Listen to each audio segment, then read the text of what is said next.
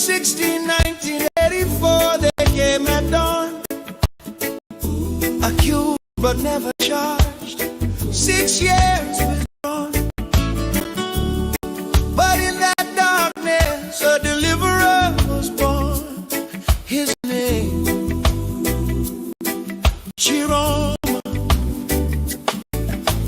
railway engineer with nothing but honest dreams, working for the nation, so it seems. Coup attempt happened, North was blamed. Chiroma got arrested, 6 years unchained. Condemned with a Yoko, amnesty cried out loud. But Bia left him rotting, wouldn't be moved by the crowd. No trial, no justice, just darkness and despair. But he taught himself English, God was meeting him there.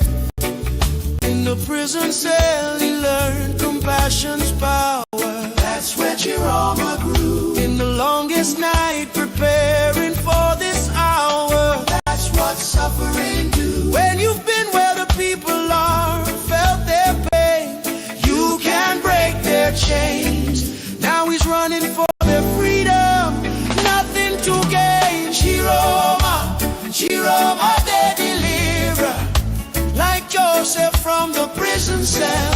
Bacardi is a Bacardi, he knows the story he can share. He's been through the fire, 6 years couldn't break his will. Chiroma, Chiroma the deliverer, he's gonna save us still. For Chiroma, yes we will. Trust Chiroma, he's so real. It's that Chiroma understands our freedom's in his hand.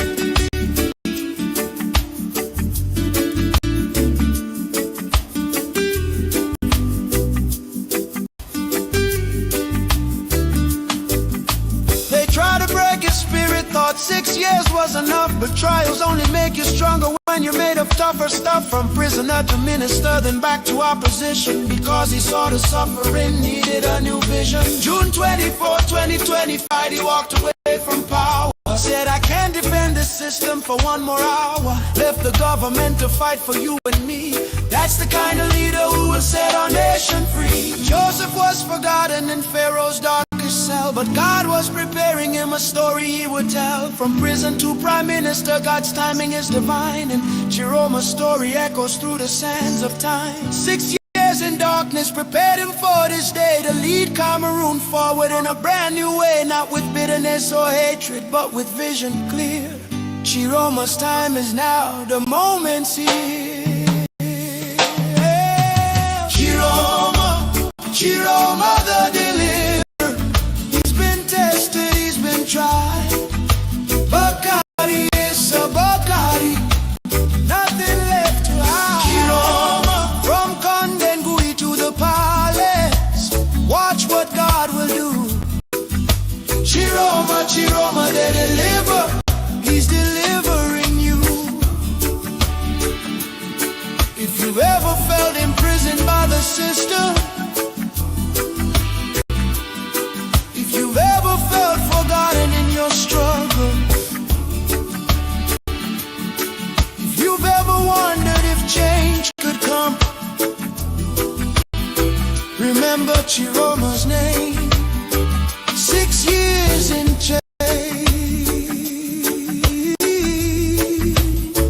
now he's breaking yours.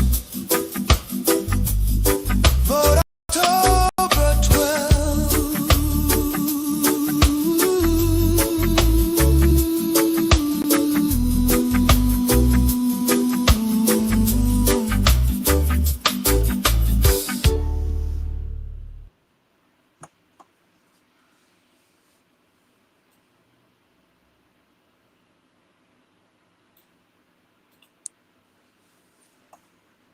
materialistic nothing. He benefits nothing from it. And most Igbo people are hating on him. Shameful. Now, what has he lost in the course of this struggle? What are the things, the collateral damage his family has encountered at the cost of this struggle?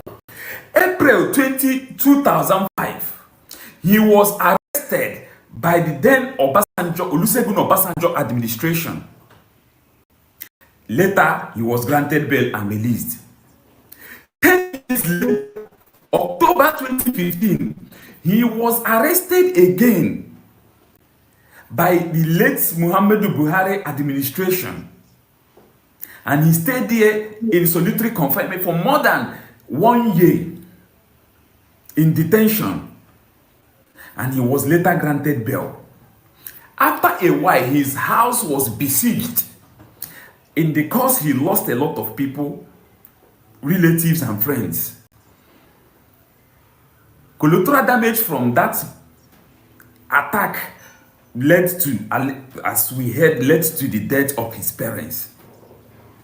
Later again, 6 years later, he was arrested again in June 2021. He was not arrested, he was kidnapped in Kenya. Extraordinary rendition back to Nigeria. Since then, he has been in solitary confinement. He has lost his freedom. He lost his parents. He lost his relatives. He lost people he cared about. He lost being, for the past 5 years, he lost being a father to his children, being a husband to his wife.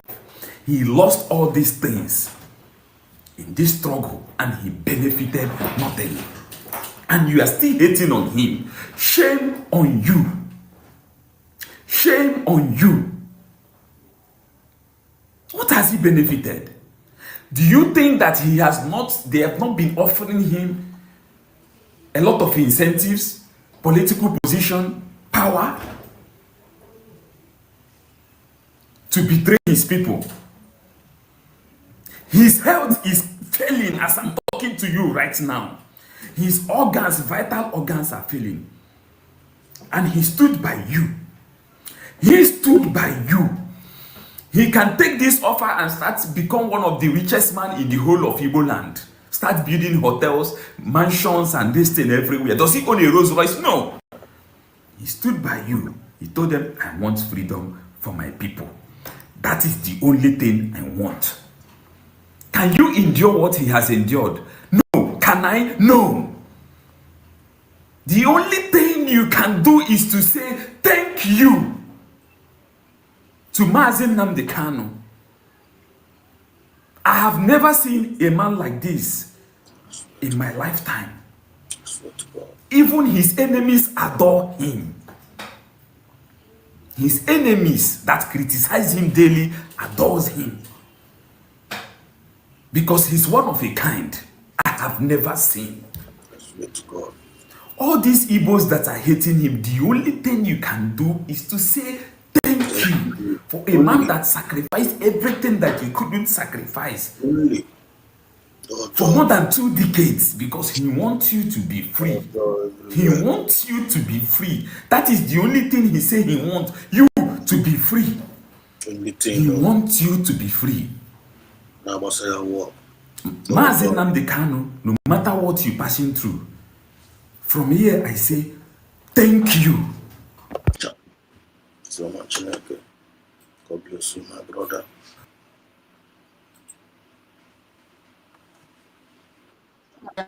On your fisi pakamba. Oh, one night. Yandi okuase ka habo hanina.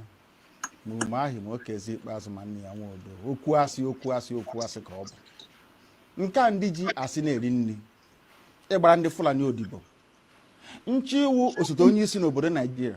Ọ mgbe m nọ n'ụlọ iko ni ka m ga-etinye ha n'aka akwụkwọ si ha agaghị m emezi Biafra ọzọ. Unu bịa ka mgbara unu odibo.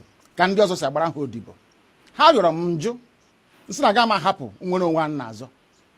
Kwee n'ihi ndị ya niile maka ọdịmma nke ha nwa na nke ụmụ ha ma nke ụmụ ha ga-abịa n'ihi na agwara m ha okwu m si ha oge mgbe Zik a na-agwa Zik mgbe ọ na-eji ike na-akọwara Zik si ya na ebe ị na-aga n'ụzọ adịghị ya ọ na-efisi kpakakpaka mba ọwọ Naijiria ka anyị gaa n'ihu lekwa ọnọdụ anyị n'ụbọchị nke taa na-akọwakwara ndị ya sị ha ihe a Zik mere mgbe mbụ tinye anyị n'ụmị anyị nọ n'ime ya n'ụbọchị nke taa ọkwa ihe unu na-eme kedu ụzọ nwanne Nnamdi Kanu si na-eme ya na-emeju ya unu kọwara m ka m ghọta na m sị ma unu arụghị ogbe nke abụọ gafere River Niger na unu ga-arụ okporo ụzọ, unu ga-emezi ebe niile, ebe ụmụaka na-agụ akwụkwọ ọ ga-emezi emezi ọma mma, ụlọ ọgwụ a ga-arụzi ya arụzi, a ga-enwe ọkụ, mmiri ga na-agba, ọ ga-adịrị onye ihu na mma dịrị onye azụ na mma.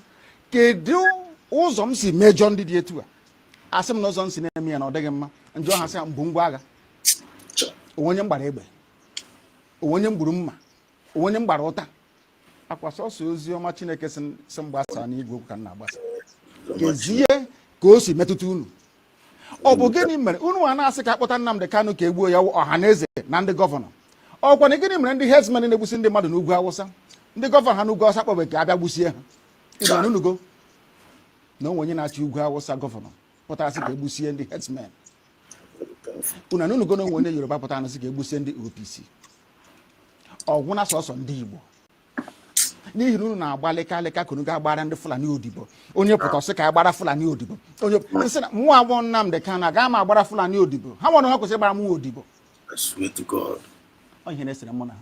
Ha gaa n'ugwu Awụsa, ndị ha na-akpọrọ isi n'ala na-ajụ ha, o unu na ebe a Nnamdi Kanu ọ pụtakwa n'ụbọchị one, unu hapịa ọ na-akpagharị ebe niile, ego na-enye ga-enyekwa ya ọzọ. Onye ahụ otiri mkpu bịa, ọ gaa na BBC Igbo na-akọrọ ha, aka m esokwa ya, aka gị ọkwa ọgwụ ogonwa wee onye isi nche na steeti gị. Ị ga-agwa m na o nwe ka ndị agha obodo ekwensu bụ zoo Naijiria ga-esi malite na-akpa mkpamkpa n'obodo gị ịmaghị ihe gbasara ya? Ngwongwo niile si be mburu akwa ebe ka esi ikpeazụ ka ebugara na gọọmenti hatụ na Ezinna m, ha na-ekiri na-amụ amụ ohe were ụmụnne ha na-eresi ndị Fulani, chee na ndị Fulani ga-ahụ ha n'anya, wee na-ajụ na-asị gị na-eme na ọha na eze n'ụbọchị nke taa. Akwa ofu Jibril a ha na-agbara odibo, ha na-achụrụ efi. Akwa ọkwa ofu Jibril a bịara ugbu a bịa tisa ọha na eze tiwa ya ụzọ abụọ. Ịhụnanya ya o nwere otu ọ ga-abụ ma gị ma ha nwere ike bịakọta ọnụ ka akpa ihe ọfụma nwee nkwekọrịta otu a ga-esi gaa n'ihu? Ihe na-eme na ndị be anyị wụ na ha na-aghọtachi anyị na-eme ọfụma. Ịjụọ ha, ha sị na m chọrọ ikewapụ Biafra n'ime Naijiria na ọ bụghị ihe ziri ezi na iwu obodo ha akwadoghị ya.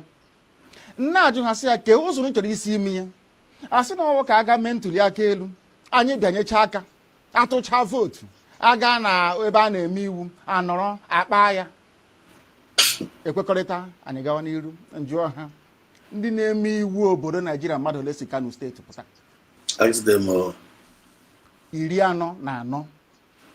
44. Ọ bụ mmadụ ole na-emekwe n'iwu a si Abia, Imo na Bayelsa pụta? Ha erughị sọsọ Kano steeti. Ọ bụzi ụzọ dị aṅaa ka ị ga-esi wee nweta ihe a ibu n'obi? Ebe ndị ọwa anyị na ha na-awụ nọchiri egwu agara agbachi ụzọ nọchi ebe niile, efe adịghị, ụzọ adịghị. Obere ihe unu kwesịrị ịrụ unu anaghị arụ ya. Nwatakịrị ihe wụ ogbe nkịtị ebe na-ebute mmanụ, na-ebute ukoro ọkụ ike a na-ebupụ na-akpata ego bekee, wee na-eri ndị ugwu Awụsa ji na-eleta onwe ha mma. Wụnaba anyị ka o si dị okporo ụzọ nkịtị na ama nru Ọnịcha ruo Enugu. Kezi ihe ọzọ ị na-akọwara m, ọ bụ gịnị ka imepụta gboro ga-eme m ga-eji wee nwee ntụkwasị obi ebe ị nọ n'ihe ị na-ekwu na ị ga-emenwu ya na ọwa eziokwu? Ihe IPOB na maka nnupụ isi ka anyị na-enupụ isi. Nkwenekwa na-ekwu na ilu a na-atụ n'Igbo, a sị mgbe ụfọdụ mgbe okorobịa nwekwana ka onye ara na-aga nwunye nwaanyị. Ụfọdụ ihe anyị na-eme na mmegbu anyị na-emegbu anyị ọ karịala. Na ihe a na-eme anyị ọ dịghị mma, ekunye agbagbuo anyị, ege ebe a akpọ ejide ebe anyị na-azụ ahịa laa ya n'iyi. Ha nwa na onwe ha enweghị ihe ha pụrụ ime. Ha niile na-agbara ndị Fulani odibo. Bịakwute nna gị okwesị, nna gị okwu, ana m enupụsị nsị ha mmụọ awụ Nnamdi Kanu na magbara ha odibo, uru ha bụ m ka mụ na ha mee ya. Ha ajụ ọhịa na-eso onweghị ihe ọzọ. Ana m ekpere ha ekpere ha n'ime ka ha nweta ezi mmụọ nchegharị, ka ha ghọta na ha nwee ọrụ ha kwesịrị ịrụ n'ime ndụ ndị ha. Ịghọtakwa n'ọrụ a ma rụọ ya nke ọma, wee ghọta na eziokwu nọ n'ime ihe na-ekwu bụ eziokwu ka ọ bụ. Ha soro m kwuwe nke bụ eziokwu, ha soro m kwuwe nke bụ eziokwu. Mmekọrịta anyị na ha na-ahụ nsogbu ọbụla adịghị, kama ha nọ n'okwu asị na-agbara ndị Fulani odibo efe adịghị. Ha agaghị na mmekọrịta ọbụla n'ọrụ.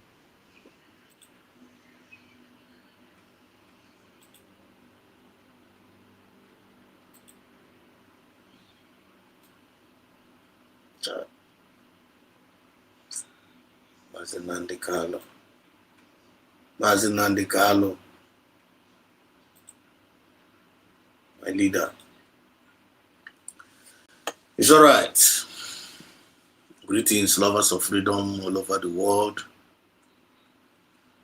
Greetings, genuine Biafrans all over the world. And greetings, Umuife.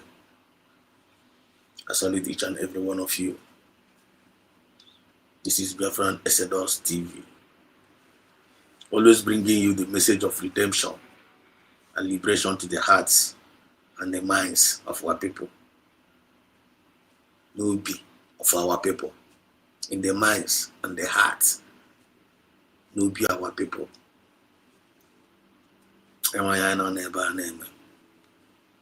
Bringing you the message of redemption and liberation to the hearts and the minds of our people from the realm of the Biafran spirit. Because we are messengers. I wish you love. I wish you peace. I wish you success. And I wish you divine protection. And I wish you all the blessings of Chukwu Kabiama upon your life, upon your family, upon your community, and upon our nation, USB. I welcome you, wish you no bala. I don't want you guys to know bala. But when you gonna say Kabia wish you in your job, or maybe wish you in your job. Because when you do that, you are not part of us. Because when you do that, you are not part of us. Because you are not email with the movement of the people. Exodus. The movement of the people, by the people and for the people. And here is our supreme leader here. Our supreme leader. His name is Mazi Nnamdi Kanu. You can call him our president. Mazi Nnamdi Kanu. Our prophet. Mazi Nnamdi Kanu. Our black messiah. Mazi Nnamdi Kanu. I want you here. I want you right now. The whole world have known him. And Afube, we have never seen a man like him before. Even from Southern Kaios to Ebia. And Afube, we have never seen a man like Mazi Nnamdi Kanu before. If you have seen a man like Mazi Nnamdi Kanu in your lifetime, in times of Africa, even in Europe, somebody that have this kind of mindset, Mazi Nnamdi Kanu, if you have seen a man like him before, in your own time, please let us know in the comment section. You have never seen a man like this man, so passionate, so compassionate. Not in the midst of sea, he's so passionate, he's so compassionate, but it's at the same time, he's very, very tough. He's very, very courageous. And he is the unstoppable. Mazi Nnamdi Kanu in Elanya. Voice here, 2016, December 2026. His voice made me the spirit of Biafra. 2016, December 26, when I heard his voice in the court of Buhari, Abuja. Go and tell Buhari, you are mad. That was when the Biafran spirit jumped inside of me. I don't know about you. I'm not blind with encounter. I'm not blind with experiences. I'm just privileged sharing my experiences with you. Based on I have a channel to do so. It's a privilege. It's a privilege. That day, the spirit of Biafra jumped inside of me. Do you know the spirit that jumped inside of me? That day, I said that we have found a liberator. That my eyes have seen our liberator. And since that day, since that 2016 reaching now, this man have never changed. From that the same spirit I met him in that day. I found out to him in that day. I don't know about you. Everybody have his own experience, how he's been encountered with this man. When I after this man, I'm telling you, this is the way I'm seeing this man. This man is an honorable man. This man is a savior indeed. And we are very, very honored and privileged that we have him as our leader. Long live Mazi Nnamdi Kanu. Long live Mazi Nnamdi Kanu Gade. More popular na Jama. And the more popular na Jama, I believe na mmụọ akpọpụtara Maazị Nnamdi Kanu na njem a mmụọ ahụ ọkarịsịrị mmụọ ahụ ọkarịsịrị. That is my belief, that is my faith. Mmụọ ahụ Chukwu oke abịama, I believe not Chukwu oke abịama kpọpụtara this man, ọ kpọpụtara onwe ya. I believe, strongly believe. I don't have any one atom of percentage of doubt. What Chineke na kpọpụtara nwoke man to us. I don't have any 1% doubt. I have 100% faith and belief. What Chineke na kpọpụtara this man ka ọ bịa ọrụ ebube n'ebe anyị nọ. And that this man has proven that Norway leader indeed. He has proven that he has actually come and save his people. So onye give up. But this man is an extraordinary man. Now that is supposed to inquire this man. You watch at this gym, football. Our brother said, what our people need to tell this man, just only to tell him thank you. Just to tell him thank you. This man has been tough. This man has been tough on his faith. He has been tough on his belief. He has been tough and he has been resilient.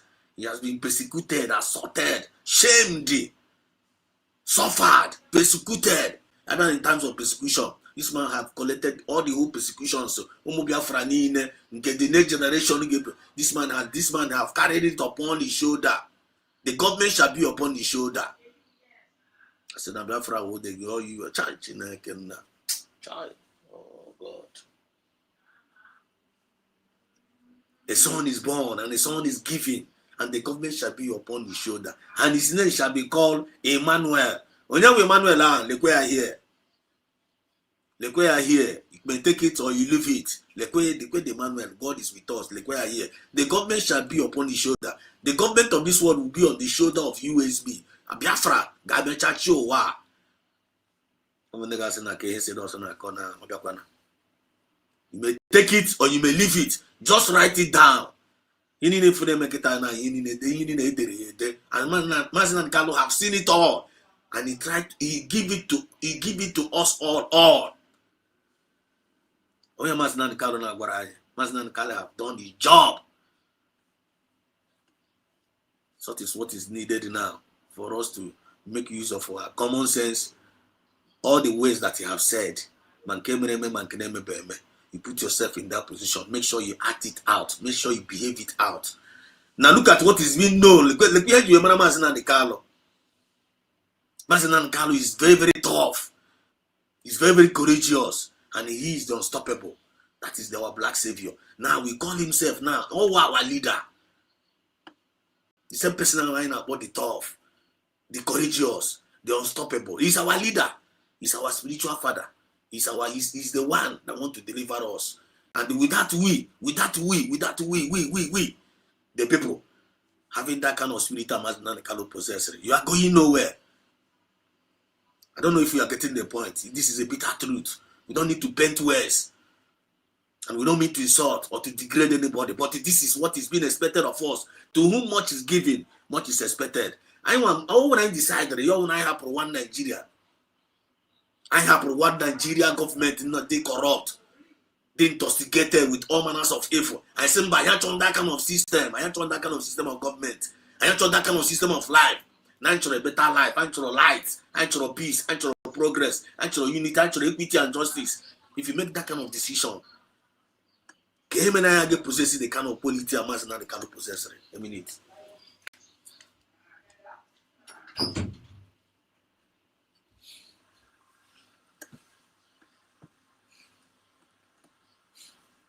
I get possessing. That spirit of Maazị Nnamdi Kanu possessor. One toko. One toko. This one I will cho. This one I will toko. This one is reality at hand. We are seeing it. We are hearing it. We are feeling it from him. Everything he said about Maazị Nnamdi Kanu is true. The kind of politics for it is true. And I buy it. That is why the enemies of Martin that is why the enemies of our freedom, they are finding it very, very hard to break in. Because they know that once they can be able to break in, they can break us. Because Martin are proving to them. Martin are proving to them that he's unbreakable. He's unbreakable. Come on, get break here. No, Nana ya. Come on, get break here. No, Nana ya. That kind of spirit for possessor. That is what is being expected for each and every one of us. Anyone who the followers of Mass and the Carlo. How can we claim that we are the followers of Mass and the Carlo? We cannot possess his spirit. We cannot possess his characteristics. If I couldn't dispose in a George, or no blessing on the follow Mass and the Carlo. No blessing on the claim on the cook Macamas and the Carlo. One day to Pagidonia and a Karata. To Pagidonia and a Karata. Manamono possess a character Mass and the Carlo. Once if you don't possessing the character Mass and the Carlo, one don't way fake. Don't way fake follower.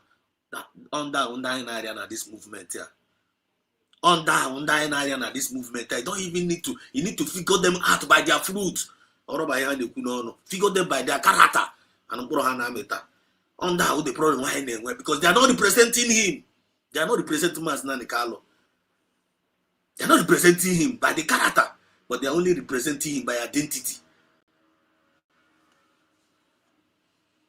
Oromadini and I have many times. Oromadini and Asuibo, Wonibo. Oromadini and Asafibo, Wonibo. Only fetch women and Dibo. Only karate women and Dibo. Only he coached women and Dibo. Only he women and Dibo. Once enough for in the life of that person and Asuibo, or in the life of that person and Asafibo. Once enough for that character in that person.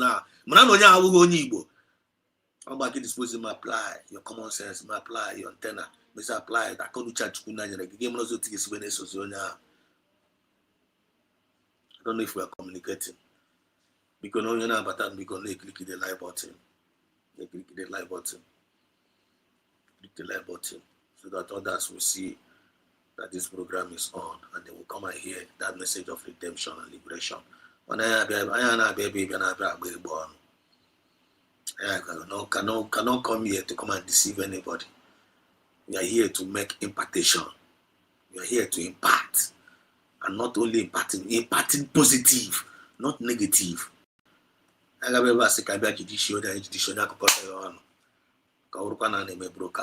do that. This is the message of redemption.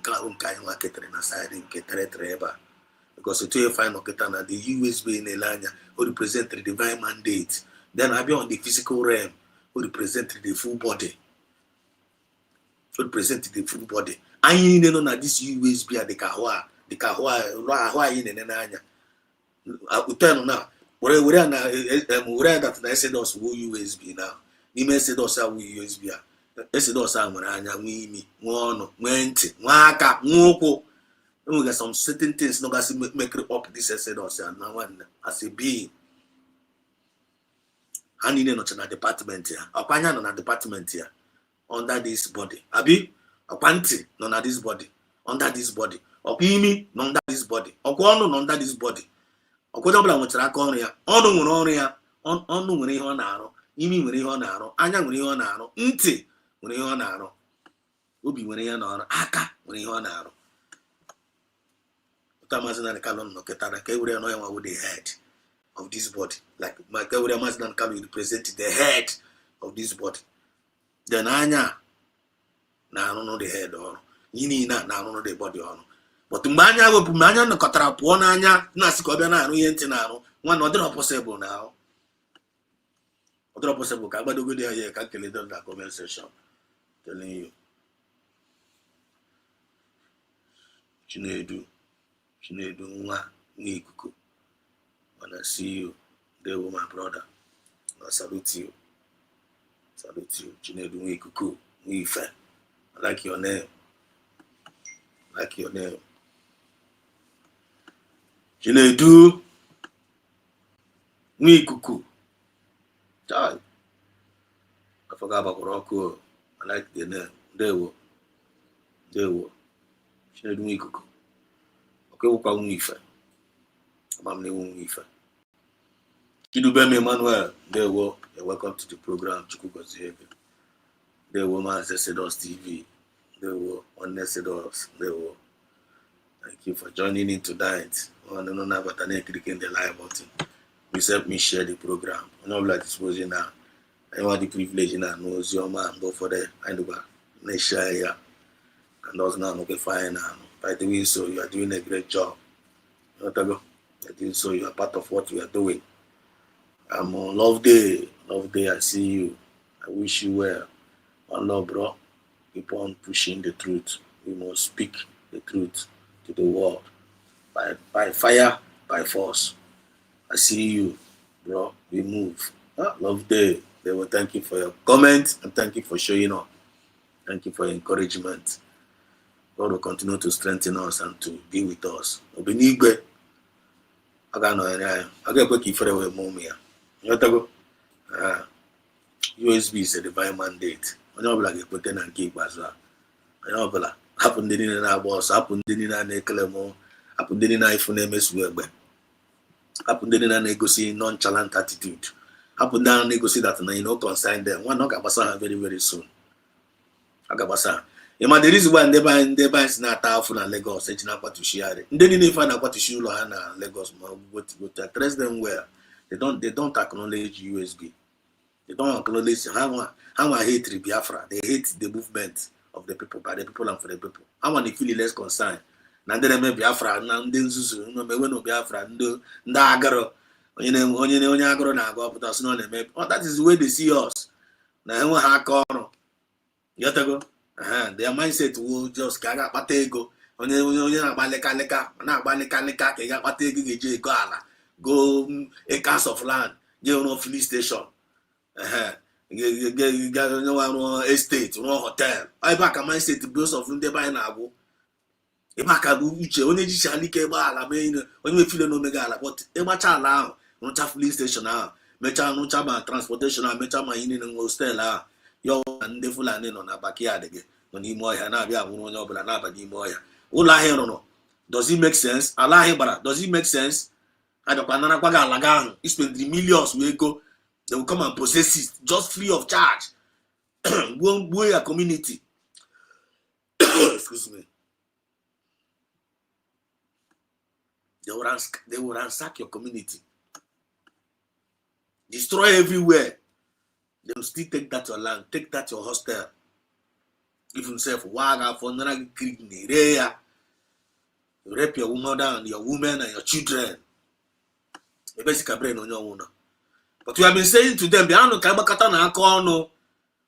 the tough like Mazina and Carlo, be the courageous like Mazina and Carlo, be the unstoppable like Mazina and Carlo. We see no balika, no bana ga meeting the Fulani, can the Fulani you know. And local chairman or new governor or Kaunu na baleka to go and serve Fulani. I want him to win a buy. I want him to win a buy. When I'm laying a baleka, kitty kata. You heard it from the mouth of Masina Nikalo here. You heard it right? You heard this and have Boku Apotano Blana baleka, Kahaga worship, Kahaga serve on the Fulani. I'm always see I'm young Masina Kalasana. You cannot do that. No, you listen. Now, their enemy to Masina Nikalo is what? Simply because of Guinea. Masina Nikalo want to stop them from serving the slave masters. I am here we were now. Masina Nikalo want to stop them from serving the slave masters because them serving that slave masters will make them king over you. Are you getting the point now? Them serving that slave masters now, they will not make them king over you. They will not make them on top over you. Then it will not make you yourself vulnerable over them. He was a pray. How was you see me? I know reggae, and I go near, and I spray her. Then the butchers you know, Bobby ends the butcher. How I wasn't that it was the last. When they found the kind of stupidity, some of us to do why because of Guinea. You got teacher. We're talking about the redemption of a nation. A nation of black and around with equity and justice. A nation that be progressive. A nation that the government that can provide you every necessary thing in life that makes life beautiful. That is the dream of this pursuit financial. That is the dream of Masina Nikalo, to give you peace, good, and to bring it to an expected end. The same Chineke now will not be Chineke now for humanity. The same will not be Kamasina Nikalo Jiwebia. The government of heaven, Kamasina Nikalo Chari with them. I don't know whether you guys are getting it. That is why the kingdom of darkness are not happy because of the message Masina Nikalo Jiwebia. They have been fighting tooth and nail to quench that kingdom. But to be niggas, no one when you hear no one when you no got it. Now, no come up, we are not game is anywhere no one. I give miss. But now, Tamafu Froga there, then I walk against that is way. On down, they got the cause. On down, them and attract. The other them and attract domination upon their life, and which is going to affect their generation. That's why engineer put in a fine 80. That's why engineer appears message fine appear. That's why Masina Nikalo is doing what he's doing. That is why USB have come. I'm not doing no in line. Now, I'm not doing no out of line. And now, let me shock you. Let me shock you now. Go and check, do analysis. Go and check. We didn't get on all. Check in the USB. Go and check them. Check them out, both spiritual and physical. Check them out. When how you don't can prove you not bad. Yamna go live and direct. The day here, only son of us, ya prove them wrong in the comment section here. Honey, you don't can prove you when I bad. You watch a kitan, where's the end out of job? You watch a kitan when they had a contented. You watch a kitan, where's the end of my movie? Now they so confidence because I'm in the right track. And I'm at now one and I got what's about we don't know. They don't even want distraction. They don't even want to entertain it. You may say Korea, where those are at trouble, those are mega analyze, those are getting trash. Because they have known the truth. You shall know the truth, and the truth you know will set you free. USB is the truth. USB is the divine mandate. If you are out of USB, you are out of grace. And when you are out of grace, you will be out of the race. At the end of the day, you will to be inside the trash. I don't want you to call your portion. Those see me. Those see me that are listening to me. If you are not seeing me and you are listening to me here, I want to call your portion. I want the choice on actually make it. I want no choice. Some of us in there making at this movement. I want the area now. That choice guy is a useless choice. Our nonsensical productivity choice. You don't need to entertain it, and you don't even need to say it. You don't even need to act it out, because when you act it out, what is called self-destruction. Self-destruction. Be the tough, be the courageous, and be the unstoppable, like Masina Nikalo. Because what you are pushing is a divine mandate. You must get yourself in line with the belief and with the faith with the faith of in action. If you know that you don't know what you are in for, why are you putting yourself inside it? They will love they can take you to bank. Biafra is reality. Thank you, my brother. Thank you for understanding. Thank you for understanding.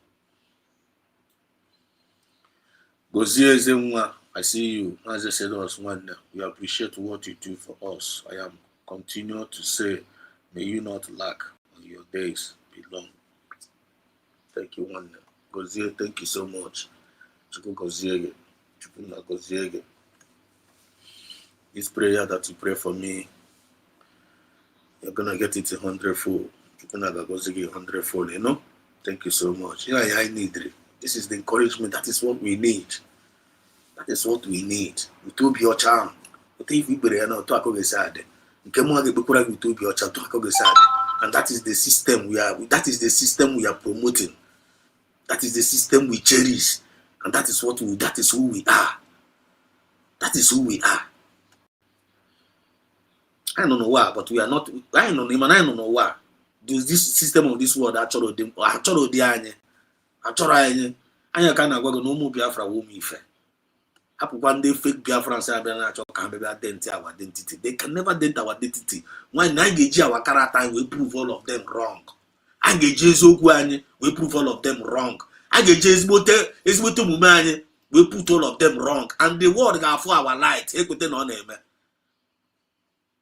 If you know Thomas Nan Kalu ji wee kwechiri because Thomas Nan Kalu ma the reason why o ji wee kwechiri because if Thomas Nan Kalu say na nwanne I don't want to do this anymore. Nwanne onye ọbụla nọkwa na nsogbu. Just like Jesus Christ was not able to say, Father, if it is possible, take over this cross away from me. Imagine ọkwa story Maazị Nnamdi Kanu ka akọrọ na Bible dị ahụ. Ọkwa story Maazị Nnamdi Kanu ka akọrọ dị ahụ. Nwanne, ọkwa ya nwa ka akọrọ dị ahụ. Isi na ọwa say, prove me wrong. Na ọnwụ na Jesus ya na ọnwụ na dị possible si bupụ na cross ya na ihe nka na ndị anyị deserve ihe a. Ndị ọbara ebe nwụrụ onwe ya deserve ya. But not my will. But not my will. Just let the will of Chukwu carry on. Is it not the same thing Maazị Nnamdi Kanu is doing now? When we dị iche because you're in the conversation because the car can see Kalabako faculty. When we hear the iche, yeah, Maazị Nnamdi Kanu na-eme now. Maazị Nnamdi Kanu na-eguzi kita now. Not my will, but let the will of Biafran spirit be done. They prefer to die than to sign any rubbish. Arana abandon Nigeria. Arana abaya. Habugodi Maazị Nnamdi Kanu kita na nwanne that is Habugodi okay resurrect wow one can do some car outside the boss one because he too snap after this thing and the thing the mind blowing. This is beyond human comprehension what God is doing in this Biafra movement. Amado learn on even more. And when the many people know that this Biafra movement here one many people know that this Biafra movement here and they go Biafra no Biafra na dey ha no but or dey ha no bi one or dey ha no bi because all not drinking no bi you need from like one now. You got to confused about it. You cannot say yes, no yam no time. They say time Safia can get enough for because I can win out of any two witnesses that near him from no always yoku. Because some another person now talk about times now there. Times now from going out here. And they are here. They are here.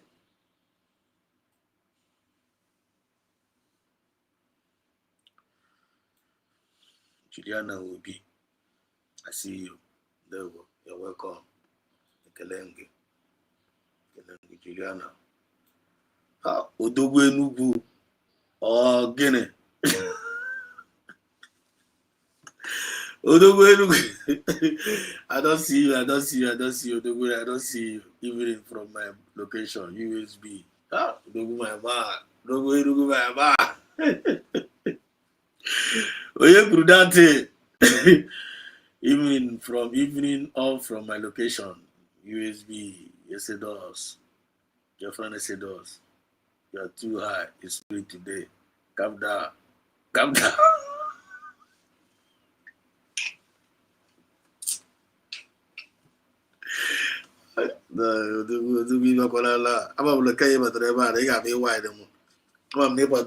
You must wine me. I'm nigga wine anymore. Odogo onye whining. One because ana makamu kwada oto aside ko to akosi na abia. Oto akosi na abia. So even say mo ani jo meji. Mo ani jo meji wa le ta go re lo ko ya ri ji pa soro pa le ji bo a. I really appreciate you. Great man. There we go. Thank you so much. Doreen, I see you. Good afternoon, Exodus. There we go. Doreen, I see you. Okay, Doreen, right? Doreen, I see you. Thanks for coming. And love day. You are right, brother. Not all is Igbo. That name Igbo. It carries a lot of weight. Confirm. When you are trying ọbụrụ mmadụ niile na-asụ Igbo onye Igbo ọbụrụ mmadụ niile na-asụ afọ Igbo onye Igbo onye sacha afọ Igbo ahụ na-asụ Igbo ahụ nwanne were anya kwụnye onye ahụ na karata ebe onye ahụ mara ma onye ọwụkwụ onye ebe bere ugo obere nwanne motu sabulite ya ebe a ana m emeghe ịwa ihe a na teretere ebe nke m na m emeghe ịwa a na-eme onye sụrụ ala Igbo rutere ma teretere na disbasis iwe onye Igbo ya si Bajo Kesa de Woyo Bucha, Yotago. Nasi the short you would And all of the return was about when I put in a character. Once Papa notice, once Papa notice, as go I won you bar, you won a baby rugo. Many Sala, you won you, but now, or you, but now, a baby rugo, you were going to go with me, or you will got problem with me. We are not saying you won you, no, Shanakoya, Ronibo, Nigeria, no Shanakogo, like based on the you will go problem with me. And I'm a after us on Igbo. But in Igbo, original Igbo, how I like a Buddha that if you're original Igbo person, and I like a Buddha, and the Udo, and I like eating Udo, but I go down, make what your name appreciate. Original Igbo person, I go do, and I like a Buddha, the hypothetical Udo, to srag in a table. The test Udo man Udo na toto. Like go from my native name Udoka. About the funga and I made my Udoka, those are on a table. Game man, I will mourn you though. But to nego down is super Nizuzu. I'm going to take care for granted. Everybody can get a problem. Because he take a look down for granted. You only go and game, you original Igbo game. You would have went where down on your again. Over the Kuda, over a tea and up. Cashier, get a bag as a cocoa. Get a bag as soku. You would down your tea and up. Cashier, because every man appreciate to do your again. Kesi was a truck on again. Get you down tea and up. But what one was on a guinea? Because I had a degree. I talk one was on a guinea. And don't blame me, I appreciate that with down. I not so confident with that person. The last is here. Urozonya has one night, Urozonya has equally by no matter who you are all over the world. But I guess I'm the original in Igbo. Over on the Igbo, name up at I will be up, but I buy Hana Surugibo, but I won't do be up. Hana Surugibo, Hana Nyonshina Kona, Hana Surugibo. I name Birikambiri. One on how on Igbo. I'm going to go to the point now. But I find it, we are not going to see whatever because someone came my name, when came my name. Why you can't get a comment social katana? I will learn from you. Not your can't learn from me because this is the movement of the people, by the people and for the people. You know, Blanco, you know, black and name, Kana drying a man. We name with you on the table. That is who we are. I have a baby ticker mother. I'm baby has a mother has it. I'm able to give life. I have a Ibu. Actually, with the progress, I have a collaband also. Didn't even a collaband as among us. One and that were upon Dibo, and that were Biafrans. They are spies. They are spies, and the Biafran spirit is dealing with them mercilessly and keep as well. They will wonder, love them. Sorry, each one no more. Each one no more paranuma. Each one no paranuma. Sorry, each greeters and they will. I salute you. The woman watching a care. The one more. My sister from another mother, Chuko Gozege. Because there's no Gozege, because they are generation. You are a great woman indeed. You are blessed. The woman. Michael Obadi, I see you. Good evening, Master said us. Welcome. Thank you. Thank you. When the message I got on, I am watching. If you have a question, I don't want anybody to believe everything I'm saying here. If you have a question, one will you talk another mic, give another mic. This is as we concerned citizens of the USB, and with freedom of speech. And then with our opinions. And when some places we cannot be confused. If people say only one be confused. Feel free. Let us know how they be confused. When they're not here, Gasagajo. Get healed go. And we try healers among us. And we have Yachukuna goes around with everything. And we are not lacking anything. And we have any authority and keep as well. Because we keep as well. We not believe I'm a Bruno Bono. We not got one Bruno. Who know their way? We not believe I'm Bruno got one Bruno. Because I won't die in a major. Onobla major I am a pono bonya on even ndini dem pure ndini dem brono chanda brono masina kan ndini no brono all on that brono they are you not seeing it whom if they are authority has been given to us yeni for them and we I need you poor na puari space spiritually and physically because all I know and all we know they fight our battle. You know they fight our battle. I am not a guy. Always forces in our right now. When we complain to you, I complain. No, we take them complain. No, I not complain. Yeah, we go to no name. May God give us understanding. My Biafran spirit, may He give us understanding to these words, so that what this Biafra is actually is.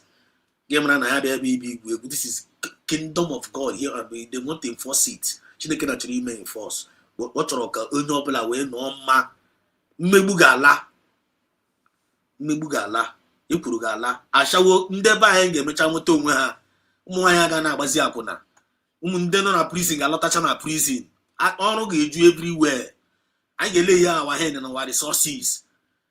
If not because of the toughness of Mazi Nnamdi Kanu, if not because of the toughness of PM Sam Ekpa, if not because of the toughness of the United States of Biafra mandate,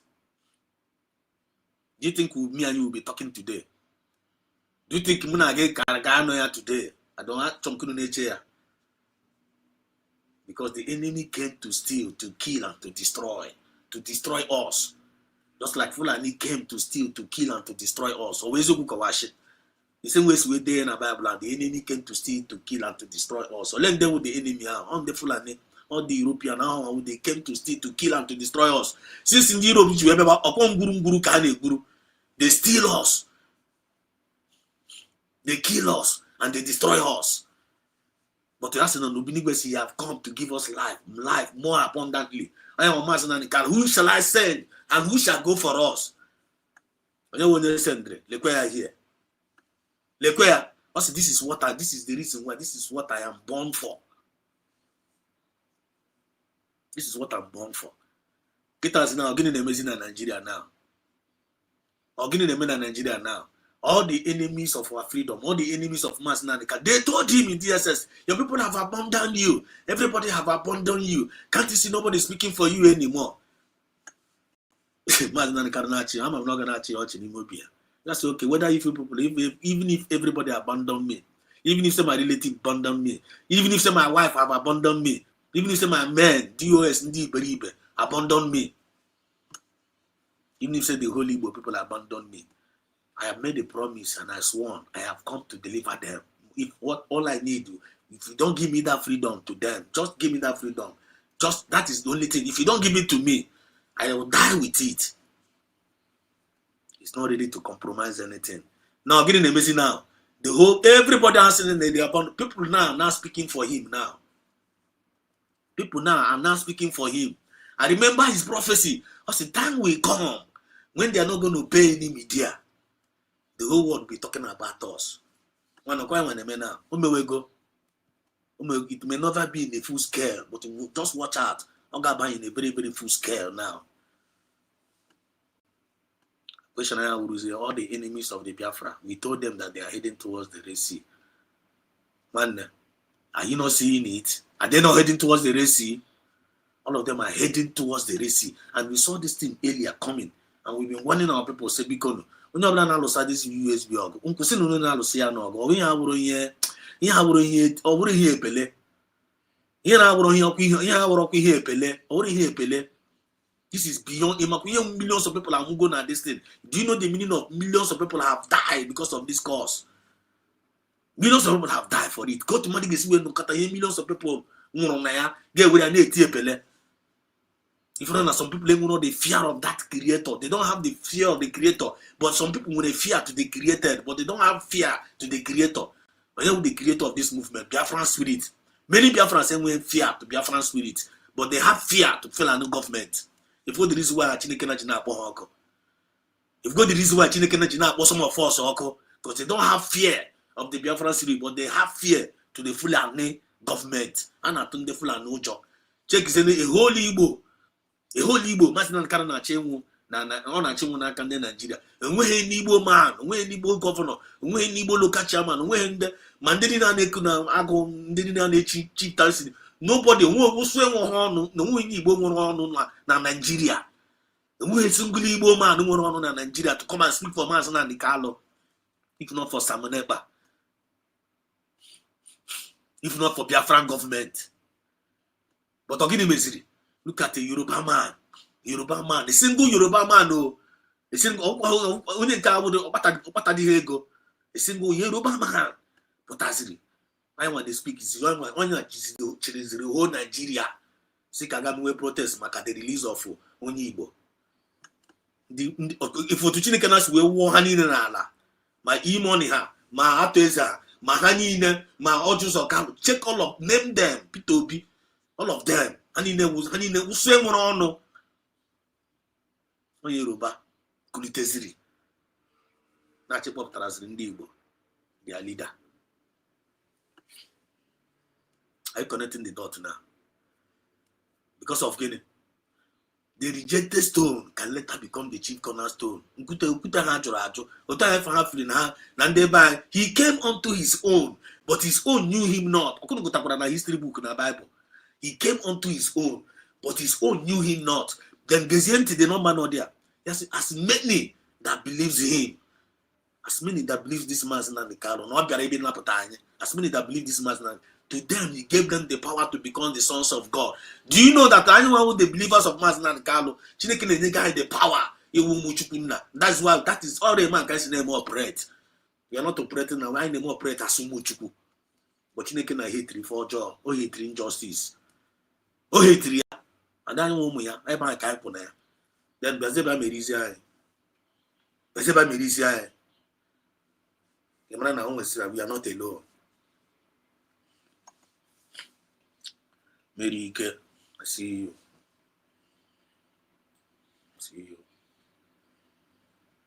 Mary Ike said, Michael Obadi, I think I've greeted you, right? Okay, please. Michael Obadi, I greet you. If I'm not greeted you, again. Mary Ike, it is possible Jesus came back in the form of Mazin and Carlo. He is not an ordinary woman. One no revelation. I'm telling you, all the possible. Umife. I'm telling you, only DJ, Black Messiah call. Black Messiah. We had DJ. Only I'm gonna connect the dot and keep us. And whether we believe in peace or we believe in pieces. Either we believe in peace about this revelation about us, or we believe it in pieces. Okay, find out one day by one when all she no na egbu ya na egbu osisi akpụrụ. Some of us na fish baka. Uta mazina na kawo to ta sinesi na baba Zik mgba. Zik happen here one Nigeria. Happen one Nigeria. Juku na agwa Zik happen one Nigeria. Zik na fish baka.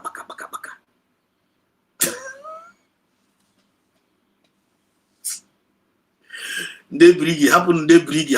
Aya gafe go na brigi. Anya si go na brigi po and na fish baka. Nde CRC, can we name na CRC? We have declared Biafra in Finland. Why is he talking about CRC? Are you crazy? Can we get present right CRC? Are you crazy? Because they were paid to come and ridicule our freedom. They were paid to come and mock our freedom. They were paid to come and castigate our movement. Not knowing that now one here could whole way be not fighting against a divine mandate. It does get about Nigeria. Go and make it somewhere very, very soon. Nigerian government will begin to mention the name of those that they paid money in this Biafra movement to come and cause disruption. Very, very soon, they got no offer by the Nigerian government. I got Bogasa for honey. Kurukwanaka. Because they can never sow all this evil seed against this divine mandate and escape the judgment. Judas betrayed Jesus. Judas betrayed Jesus. Okay, for him, the shame is too much.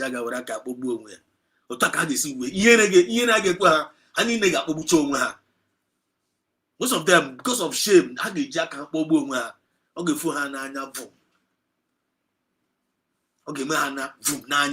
okay, so after all my effort, after everything, after all the witchcraft, after all after all the blackmail, after all the propaganda, so you need to reality. Okay, for Ananya. onye nwekwa ntị ya nụkwa now. Only na know the sound of our voice. Ozi anyị na-ezi ebe a onye ọ na-awụ stigma ịnụ ha ala ya ofekpo gị n'ime ijugodi si na ịchọghị ime ya na ị gaghị izu ike ọdịtị nga na-eso gị na-akpagharị ka spirit ka ka ga-ajụkwa ese meseji a na-apịa pịa gị ya ịnụ ha ala ya ya ọ tapara gị n'ahụ ị ga na-asị ka onye a na-akọ ịmanụ spirit ka anyị na-erilize ebe a the voice a na-erilize ebe a bụ ọkụ bụrụ spirit ebia ya oburu ya and that word a na-eso gị ka gụnwa nwee change ọ ga na-eso gị as a spirit mgbe ụfọdụ ị na-ehi ụra sef bekee na na-akụgụ n'elu isi ọ na-akụgụ n'elu isi ya sị ọ gịnị na-akụgụ n'elu isi the word ahụ ga na-akụgụ n'elu isi until you do the needful. Either you do it in peace or you do it in pieces. I don't know whether you guys are getting the point. The tough, the courageous, the unstoppable is our black messiah, Mazi Nnamdi Kanu. And our leader. Are you tough? Do you have that spirit of toughness like Mazi Nnamdi Kanu? If you call Mazi Nnamdi Kanu your leader, then Mazi Nnamdi Kanu, another savior, holy, and I go holy, not bad. But most of them ain't the spirit of Mazi Nnamdi Kanu. But they can only sing holy with Ibri. Them are who compete freedom fighters.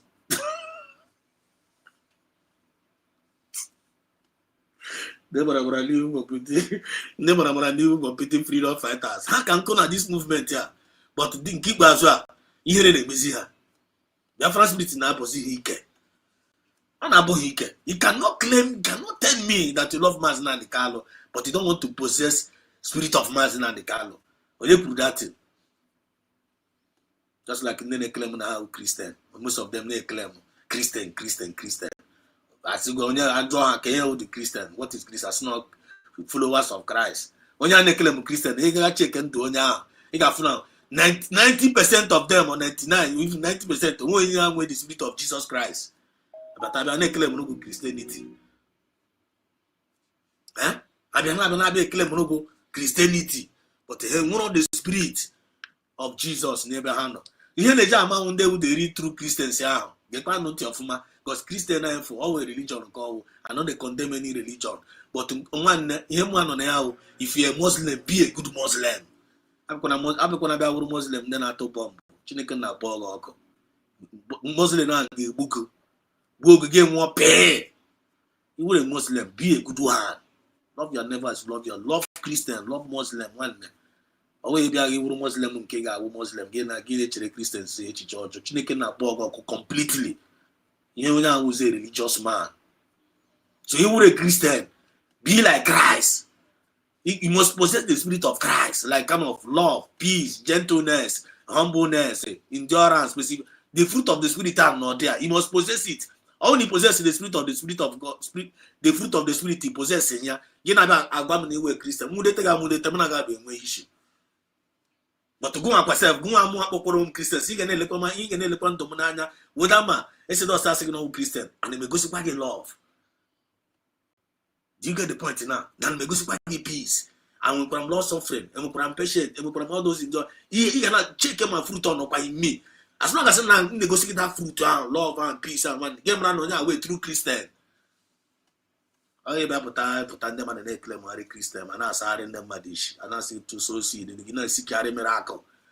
Miracle seekers are not Christians. Miracle seekers are not Christians. Miracle seekers are not Christians. They are idol worshippers. Are you getting the point now? I got the miss everything. You could don't know you could Christian. You are nowhere. Or you can see Christianity away for job. Or way for job one. The question is about Christian. Are you like Jesus Christ? If you are claiming are you like are you anointed with Holy Ghost and power, going about doing good? I am a man. They worry Christians. I want to Christian. Hebrew na bare.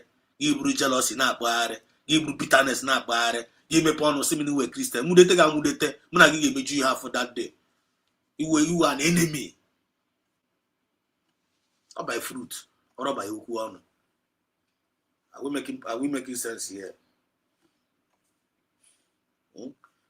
Okay, chere. Now link. Check and see a link.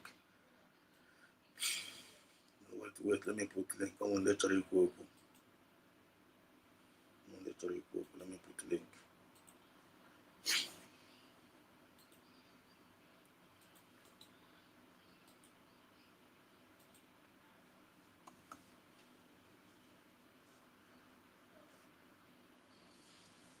Tigom the link. You may see in comment in Elu. Nah, a lot of people do a lot of things in Allah here. A lot of people do a lot of things in Allah here.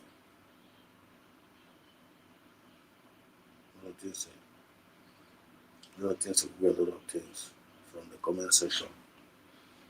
And wonderful comments coming down here. So please, I'm going to read all of them. Please, I will read all of the comments. Please just have patience with me. I'm going to come to the comment. We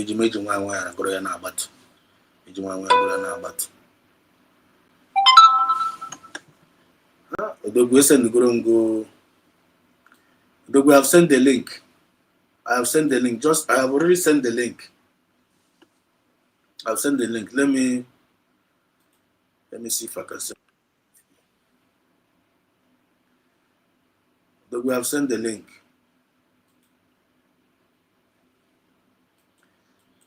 Yeah, friends, just give me a moment. Give me a moment, okay? Just hang on. Okay, somebody better go. Somebody's here. Prince Godwin, can you hear me?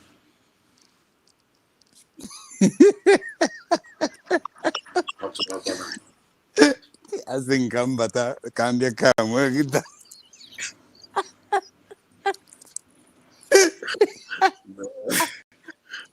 Can be calm. I'm going to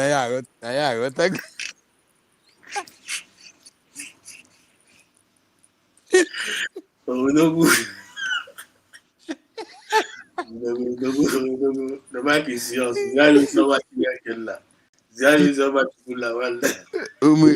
if Biafra Mbedoma for my location. I tell you. Afum na Biafra Exodus na spirit and they both say Bia Oteraka. Ngwana ya gotago. Ya jukana ye. I gotago if I gotago. And you can come where down. Because if a mother will come at me, knife Biafra Exodus na call Iona. Biafra Agore. Biafra Udo. Biafra Injukota Ifunaya. Biafra Ijudo. Oh, when our sister on our but I'm not here. I have Ije. I'm not Ije no here. One on the comment section. Ije and Udugu in the Ekene.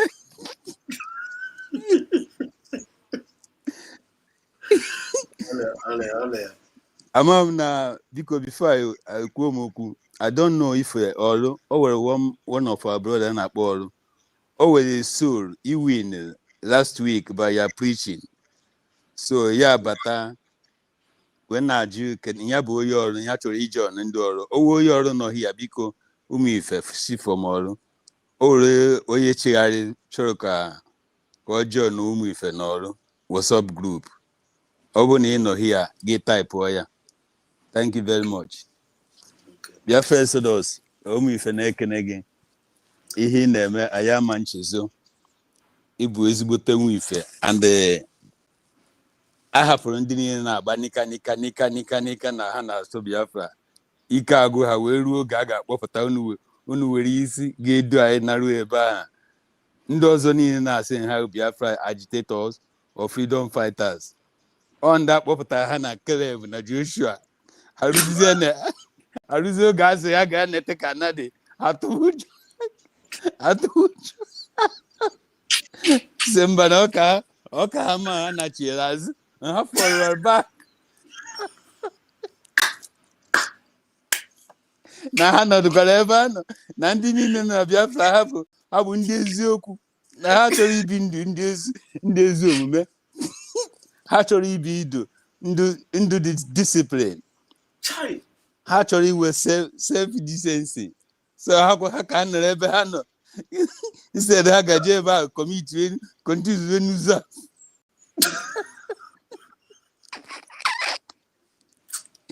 ụmụ ife biko onye ka nsị ka mbịa kam Biafra Exodus down ya kam oda we kuru oda na ife bụ si abịa ọ karịrị mana ife njụrụ gị the other day bụ kedu ihe eji jide Nnamdi Kanu oge Moses bịa n'iru Fero ọ bụ na ịmaza ume anybody wu ife were answer biko ya bata studio kedu ihe eji jide Moses ya jidoro Moses oge o jere gausi Fero let my people go eme Nnamdi Kanu arrest mana emeghị Moses arrest why so ana m ajụ ime ife ana m ajụkwa ego ọ bụ na ị ga-asa umie izamia mana eji ndere our own Jesus eji ndere our own Savior Nnamdi Kanu wee kpochie Nnamdi Kanu maka afọ na ọ na-akwado iwetara anyị ezigbote ndụ ha na-akwado iwetara anyị biri ka mbiri just otu isi ekwu ọ bụrụ onye ọbụla na-asụ Igbo bụ onye Igbo o nwere ndị wu ndị Igbo mana ha wu ndị Igbo o nwere ndị awụ ndị Igbo owo ndị Igbo awụ ndị Igbo awụrọ ndị a na-asụ Igbo n'ọnụ gbata ha awụrọ ndị biri ka mbiri mba ha mara about it isiro ha so just ịma asị mmadụ na-agba ashawo onye na-awụgharị from place to place ọ bụ ọsịsọ ịgba ashawo bụ nke anyị ji eweta ego isi na chọọchị nke a iwuba na nke a isi na chọọchị nke a iwuba na nke a ọhịa we ashawo you are prostituting so ọ bụrụ ndị Igbo adịghị eme udu a this our COS Dr. Ngozi Arịbụeze o wekwa the same spirit ọ chọrọ ka Biafra ọ chọrọ ka onye ọbụla wee dignity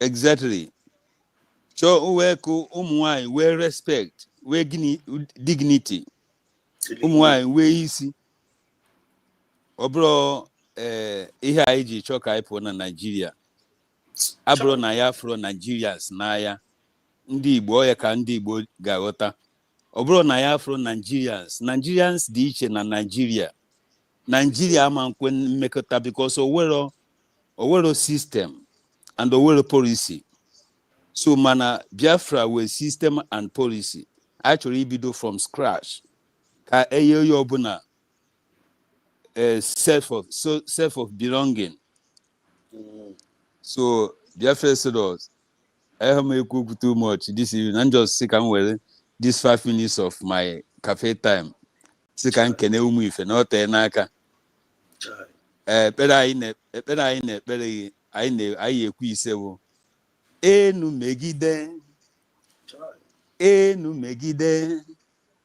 ana megide ikwu nne megide agbata obi megide ezi nwanne megide ndị nna megide asị m ndị nne megide onye si na ọ gaghị adịrị gị na mma onye ọbụla ị na-achụ ga-ada onye ọbụla na-achụkwa gị ga-ada gaa n'iru n'ezi anyị the message of redemption udo dịrị gị nwa Chineke ndewo greetings Biafrans. Thank you so much Edogwenugu. Thank you so much, really appreciate. Thank you for showing up to Goziege and hope to see you more to Goziege. God bless you and protect you wherever you are. He said, dear friends, this is Odogu Enugu. Everybody knows him. So I'm going to call in Maziko Chu, someone about a second. Ije Batago. Odogu Ije Batago. Maziko Chu, please, the mic is yours if you can hear me.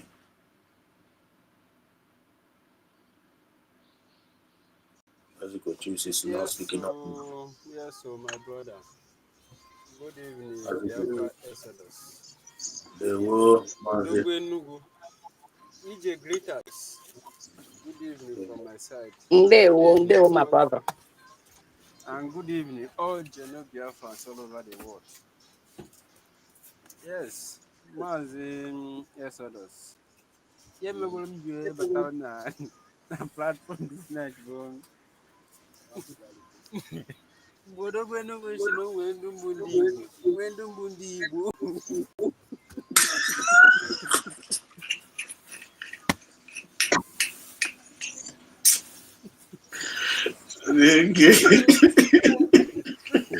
As a group to China as well. One level Igbo, when Igbo. Oh yeah, no. Yes, Yoku because I know after Mbana when Akuka no in short after the Biafra war. I'm an old one do not night no one do want to actually me na Igbo as of that time. Amazing Nandi can make a kaimata. Then what a Biafra today. Now gave good or maybe DNA so that I'm malundumbu ndị Igbo a na-ekwu okwu makwa ndụ Fulani tụrụ ime ha because ya na-ahụji kịta anụwa juru everybody anya complete because anyị ma ahụ dị whereby onye egwu na mbọ nsodo achụ nta ọtọ n'ọba achị na ụkwụ gị dịka okwu anụ the next nọchị na ọ ga-egbu gị o ada akọ ya ọbụla akụkọ na nke ikpeazụ a na-ekwu okwu Maazị Nnamdi Kanu today ka Maazị Nnamdi Kanu fụta na DSS dungeon the same ndị Igbo ihe ha emenwuro manchidisa na ihe ha emenwuro in short ka onye ofe akwụ ndị arishi na-emobilize ndị mmadụ ka ha jee mee protest that the same protest emenwuro some people know on their own try to make the same counter protest. What are they trying to tell us?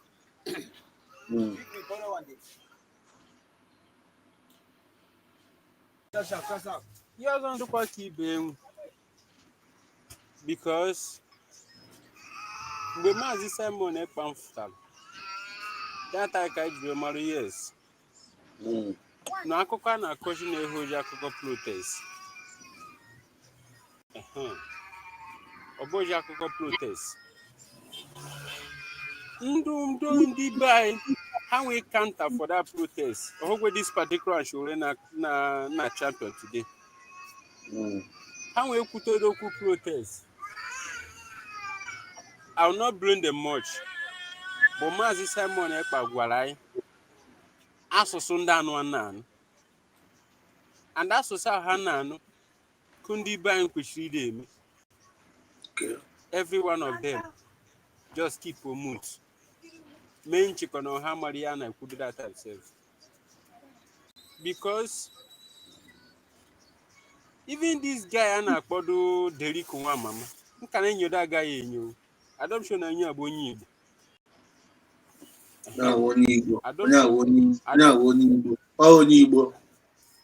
Yes, only the Kony Bulguan can be joke. Because Ejiboto Nibo, nwe blood onye Igbo. Nna bụrụ onye Igbo, nna bụrụ onye Igbo. The whole of your lineage bụrụ onye Igbo. Although hard, inwete those kind people can sabotage ya name. Exactly.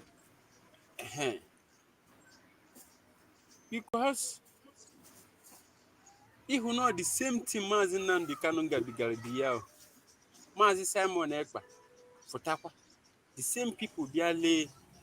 And imagine our DPM expect go follow that the same line. Because I feel any government into office. Obuno government in chori more from Omangwa no ge bido ebonye nke ọzọ nkwụshịrị. Some solely Nigeria come from that kind of thing exist. When Kenshinobu Tinubu Geshina president of Nigeria, what about an okwa? She not gave Budebe Buhari stop. Didn't go negotiate today. Not gave Budebe Buhari question. ihe ọ na-achị ka anyị marụ bụ na ọ ga-akọntinu ebe ijide our leader Maazị Nnamdi Kanu bet okwu ụmụnne ya aghọtala okwu.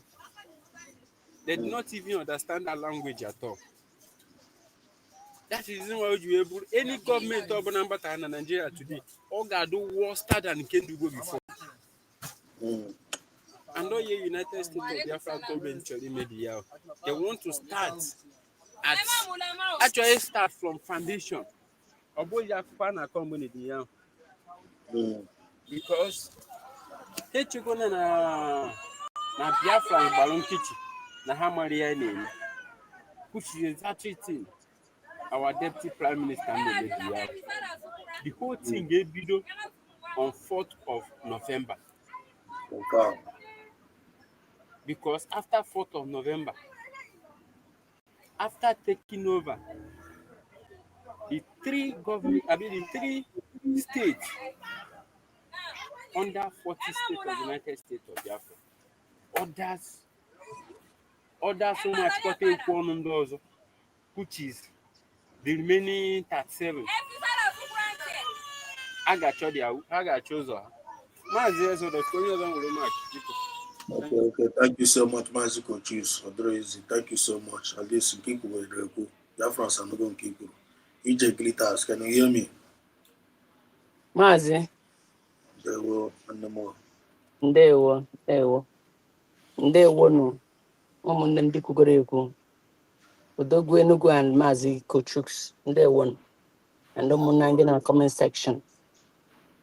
Maazị enweghị much mana ihe nwere ikwu. The reason why you webatagodo Odogwu Enugu anụ a enwe question ọ jụrụ. Mana ka m kwugodo in regards to godu ndị na-eme protest and all of that. Okay. Nke anyị ma that ha ji Maazị Nnamdi Kanu were Maazị Simon Ekpa tukpuo. Ihe awụcha the same people na-eme ihe niile. And we're not expecting them. Ndị na-aga mee protest ha gawa mewe no problem. Mana ebe anyị na-esi enwe problem wo ndị ụmụnne anyị na-adị against ndị na-awụghị ụmụnne anyị na-aga eme this protest. Okay, now, because when they not against this protest genuinely, when they not against it genuinely, like somebody like me, I don't really fancy the protest. You know why? I don't really fancy it because first of all, when he didn't do nothing, and when he Nnamdi Kanu mere, age there. So now when you again me protest, and now like they're using this person against us, and now here like it's kind of a game, trying to drag us out to kill us. The more, but there is no harm. It's okay. You can go and try. But him, he didn't do nothing in the first place. And then we will never get justice. So we're not expecting to get justice, or maybe Hana get a record. And then my enemy will come and give me job. My enemy is holding me captive, and then I expect them to give me justice. It's never done. Like we always say, we will keep saying and reinforcing and you know. So we are not expecting too much from these people. Most of them is very suspicious. Their character, the name, the path they troll them. It feels, I feel like Hane die. Hane die. And here who Hane de. Here who Hane de. Hage mecha. With the here who Hane de. Okay, so and I'm not expecting them to give us justice. I'm not expecting any justice. Onye na-eme protest mewe. Mana awa aka ga-agbaji ndị nke nọnụ na-ekwu wete Nnamdi Kanu ka abọwa ya ka erie ya. As if na enwere ihe nwoke a mere ha na awụhụ to save us, na awụhụ to also save the ancestral land and also defend the ndị nọnụ ndị na-live in abject poverty. As no ihe ọjọọ ka ha ma ndị ọsọ ihe ọma ji nshi wee kwa aka. That is by the way. Regarding question of Maazị Odogwu Enugu ajụrụ. Also now why is it that a question now very controversial is very very sensitive question now because ya ajụkwa no question ahụ again. ana m enye ya warning now. Ka m kwuo ofu okwu na ihe ahụ o kwuru. Ọ sị gịnị ma eji wee jide Nnamdi Kanu wee jide nwo ya, and then during the days of Moses. When you bring Moses arrest. Enwe onye mere After Moses arrest. Olee otu akụkọ ihe ahụ? Ka m after were Moses, right, after Moses say, let my people go. Very right, Moses arrest. But right. Mazda go, let my people go. They may say arrest. Why the Moses arrest? When the answer. Oh, okay. I didn't get that question that right. Okay. Oh no, ihe okuru. Okay. I apologize. I'm not ihe okuru. Enwe ebe m tinye enwe otu nshwe na, enwe otu nshwe hụta the question. So actually ihe otu nshwe hụta the question. I hụta m ya in a little bit negative way onto say maybe Nnamdi Kanu chukwu gbanarịrị ya, and then maybe Moses chukwu nọnyere na ya no ejiwe jide ya. That's how I kind of perceive that kind of a question. But ihe mere nji ihe gba n'obi egwe ya that ya chetakwa na ndị mgbe ahụ ha they live younger years. Oye could that thing? Hold on. Ha Who say na-ebi that? younger, they live Oye longer. could that thing? Ije, But now, yeah, Oye but could now, that thing? but now, njọ unu na-eme the too much. Hold on. Njọ Ije, unu na-eme the who too said that much. thing? Oye could that thing? Njọ unu na-eme the too much. But thank God, I wouldn't hear nchere ka ọ Mazi kind of rephrase the question. I mean rephrase the statement. So it's not what it is. So I take back my I take back what I said. Mazi Odogwenugu. Right. Ije, Ndewo. Oye could that? Who said that thing? Asị m ka ị bịara ịkọ akụkọ. I'm bịa kọọ gị ọnụ na. Thank you very much. Mazi. Ije, Ije a conversation we put in a studio because I'm already in question. Ije, Oye could that thing? Who said that thing? One no way got second ajụjụ. Nsogbu adọrọ. I know ya know who's the couple there. Yeah, the talk. Thank you, Ije, thank you. Ojogwu mụ agasa ajụjụ n'abalị a ka ndị ọzọ sachagodi dị ajụjụ. Biko before sama ajụjụ a, ọ bụ na in case ime program ọzọ, Madam Origin, amam na original. Biko ya na-asịrị anyị Igbo na Igbo ya na-atọ ụtọ karịa oyibo. Ọ ya ahụ ọ bụ brain too much. Ya na-ekwuru anyị okwu. Onye Madam Origin na-ekwu okwu ya. Madam Origin, original.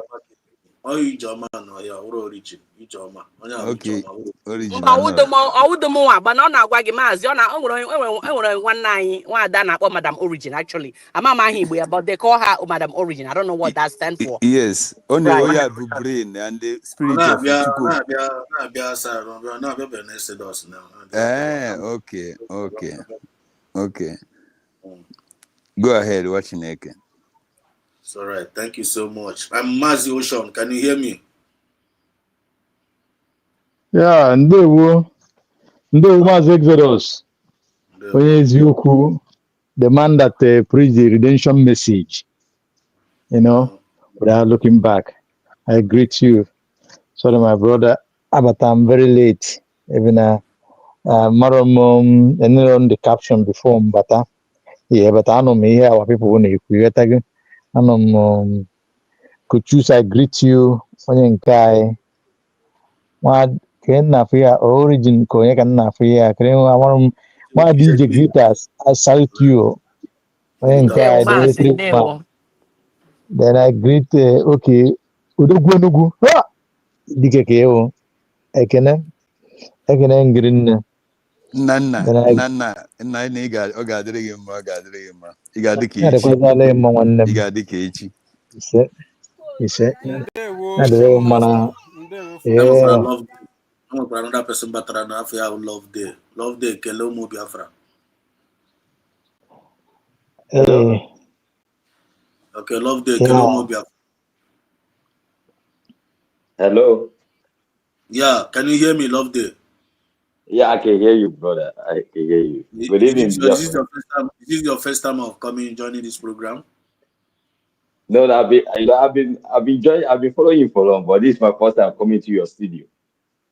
Okay. Ngamazi Ocean chere ka onye awo onye oforo ka enu from nyanwa. Okay, beautiful. Love please grab the mic. I could go do Okay. first come. Y'all got drinking ma. Okay. I will to. I ba pray ebe welcome. Maazị Exodus, jụkwada that question Odogwu Enugu njụrụ ka a mara otu ọ ga-esi esi away from that side. Yeah, can you better because I remember again. No more 191.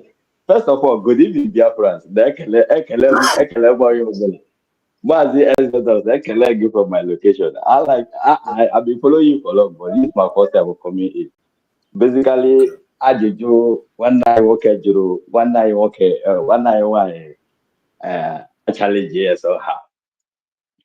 The thing na Ajeju ahụ one night okay juru. All the sensitive. Otago. So and the Obina, the show. Otumu I see akawa katakani ya ona.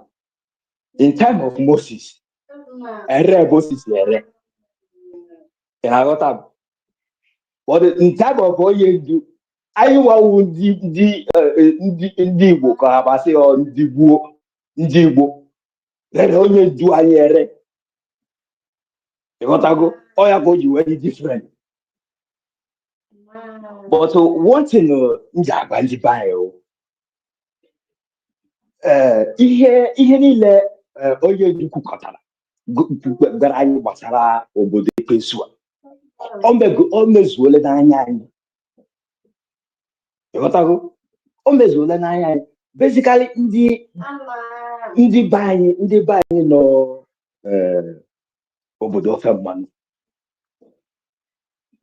Ọkwa a na-akụsasịla everywhere. Even emere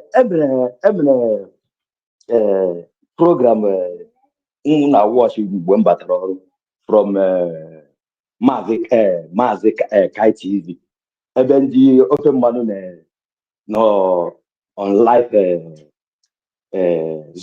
Zoom meeting wee na-akọ otu ha si wee kpaa nkata otu ya esi wee tipịa ndị be anyị na ndị be anyị wee mugbu na ndị be anyị wụka ji awụ ha mugbu forever and ever. M were na-ajụ ọ ndị be anyị ha aghọtabeghị ihe the handwriting on the wall.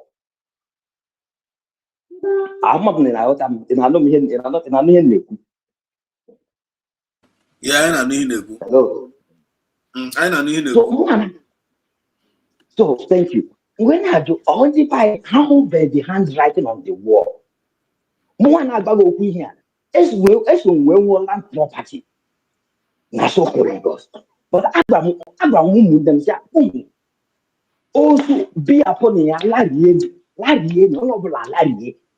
Ndụ mmadụ ka go dị mkpa. Ndị ba ya kwuchi onye ndu kwuru na enwere ndị Igbo nwụọ ndị Igbo and again ọ bụrụ na anyị nweta nwaanyị anyị emegodi test wee gwara ndị ahụ nwụọ ndị gboo nsogbu anyị. Ị na-aghọta m na Biafrans mma drop ya from here. Mma drop ya somehow from here because ọ na-eme nnọkọta na-ajụ onwe ọzọ ya otu esi wee hụta ndị be anyị ndị Igbo mgbe m na-etolite asị nwata ọ wụzikwa ya ka m na-afụ today. Ndị be anyị atụtụrụla everything were rasasịa ihe ejiwe mara ndị Igbo enwede dignity. USB a na-achọzi ka enye anyị identity ndị be anyị na-agba ya nke isi ọ gbara onye ọbụla. My brother, maybe is a little bit confused because you know in order. More. You know that's maybe it's very confused now movement now, but I hope you are in order, right? Because maybe it's very confused. I can never be confused in this movement. Okay, but he just not very worried about the Zuzu are not in our midst somewhere. Than Zuzu and that is even able see or they are bandy buying that. enwere most of times nwụrụ here ebe nọ ha ndị a ka m ji akpọ ndị gboo ọwụ ndị gboo because ndị gboo bụ ndị Igbo ndị awụ ndị Igbo Yeah, they're very, very simple. Now we enter now, so that can they buy because the whole world is listening to us. We are here to impart. You watch and the mediocres, and I ain't separate to go the honor. Number one, Bruya Nobi, or Romadina Zafi Igbo, Igbo, and Romadina More making that comment. I know it. Yes. So, and secondly, now, and when Igbo, Biangwendi Igbo. Then bịa nwezi ndị Igbo abịa nwe ndị Igbo bịa nwezi ndị Igbo ụka ụdị nwanyị isi ọcha na Frans enwere ndị Igbo bịa nwezi ndị mgbu nke ya wụ ndị mgbu aida na onye ahụ nọ na grupu ndị Igbo ọrụ nwe ndị nọ na grupu ndị Igbo nwe ndị nọ na grupu ndị mgbu. One thing, sorry to cut you off, Buko. One thing ship ndị buying today. Onye ọbụla sị na ya nwa afọ Igbo emekata ihe na-eme na obodo epensu a na-emetụta ndị Igbo ọ dị ya nwa n'obi ọ ka na-ekwu okwu one Nigeria. Onye ahụ is worse than epensu otu onye ndụ anyị si ekwu. Onye ahụ is worse than demon. Ị ga-eme wee ka ọfọ na-elishi onye ahụ. Ọfọ na-elishi onye ahụ. Ndị ha nọ na ya kịta na declaration. Nwanne gee ntị. Ya na ya nọzie egwuregwu ụmụazị. Yotago, I better to change our land for good. And then our land must receive goodness. So onye ọbụla an opposition to that good things a na-achị weta na be anyị. Nwanne gị ga ọfọ na-elishi onye ahụ. Isi na ndị ahụ ga-eji ala wee sere mmiri. Onye ahụ complete demon nke ya 666. This 666 na o si from ndị mgbu a na-ekwu.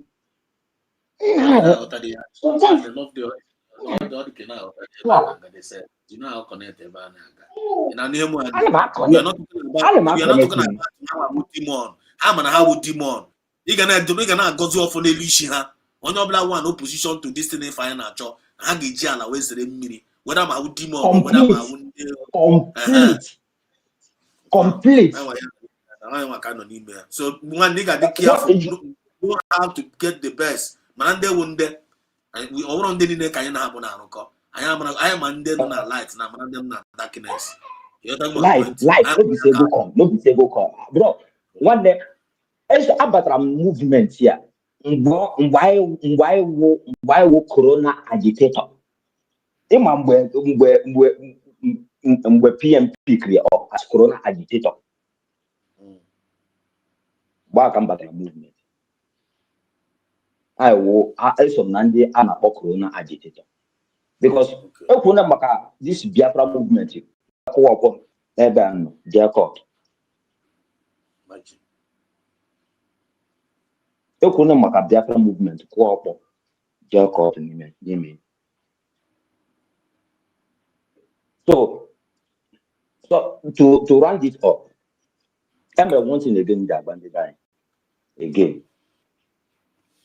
Ndị by onye na-eje protest ya buko ya nọrọ n'azụ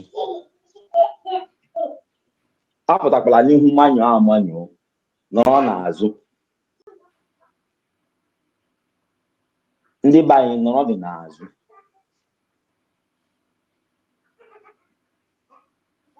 onye na-ekwuchitere anyị ọnụ ya kwuchite ọnụ but ndị be anyị nọrọ n'azụ because this is another strategy iji adọpụta ndị be anyị ka egbuola anyị for long ndị be anyị nwere sense nwanne mma drop my brother. Thank you so much. Thank you so much. Love them. Thank you. Chukwugozie again, no? Chukwugozie, I hope to see you again. Mazi Ocean, Bruzi, I wonder. Ndewo. Let me take here from Obe Nwadi Jeglit and the submission of this our brother Love Day, but I will differ some a little bit. I thank you for this. Biafrans, I greet you according by your time zone. Yes, sir. Our brothers on the comment section, thank you. You guys are doing wonderfully well. Always remember to like and share the program so that others will know that Mark Exodus is live. It helps as well to preach prepare the good news. You see, the topic is the tough, the courageous, the unstoppable Black Messiah, Mazi Nnamdi Kanu. Wow, what a wonderful one! What a wonderful one! And I agree with you totally that Mazi Nnamdi Kanu is a Black Messiah. He is a Messiah because going by what he faced, going by what he's facing today, if you read your Bible, those who came as liberators, right from the Old Testament to the New Testament, all of them face almost the same persecution that Mazi Nnamdi Kanu is undergoing today. Yes, sir. So I agree on this very caption. Mazi Nnamdi Kanu is a Black Messiah. Mazi Nnamdi Kanu is not just a Black Messiah. He is a Messiah of all race, all colors and tongues, because all his preaching is of humanity and mankind. And every nation, every tongue, every tribe believe, quest for humanity, tongues, and tribe for us to coexist. Mazi Nnamdi Kanu have never discriminate. Either you're a Muslim, you're a Christian, you're Hindu, you're Buddha, you're whatever you want, traditionalist, omenana, nkobonero, biaba, but nswana, emekwana nswana, emekwana ife ọjọọ awusi n'ọbara, which is part of the 10 Commandments of the ancient biblical history. Having said that, dear friends, I want to differ small from the submission of my beloved sister here, our military woman, and that of our brother Loveday.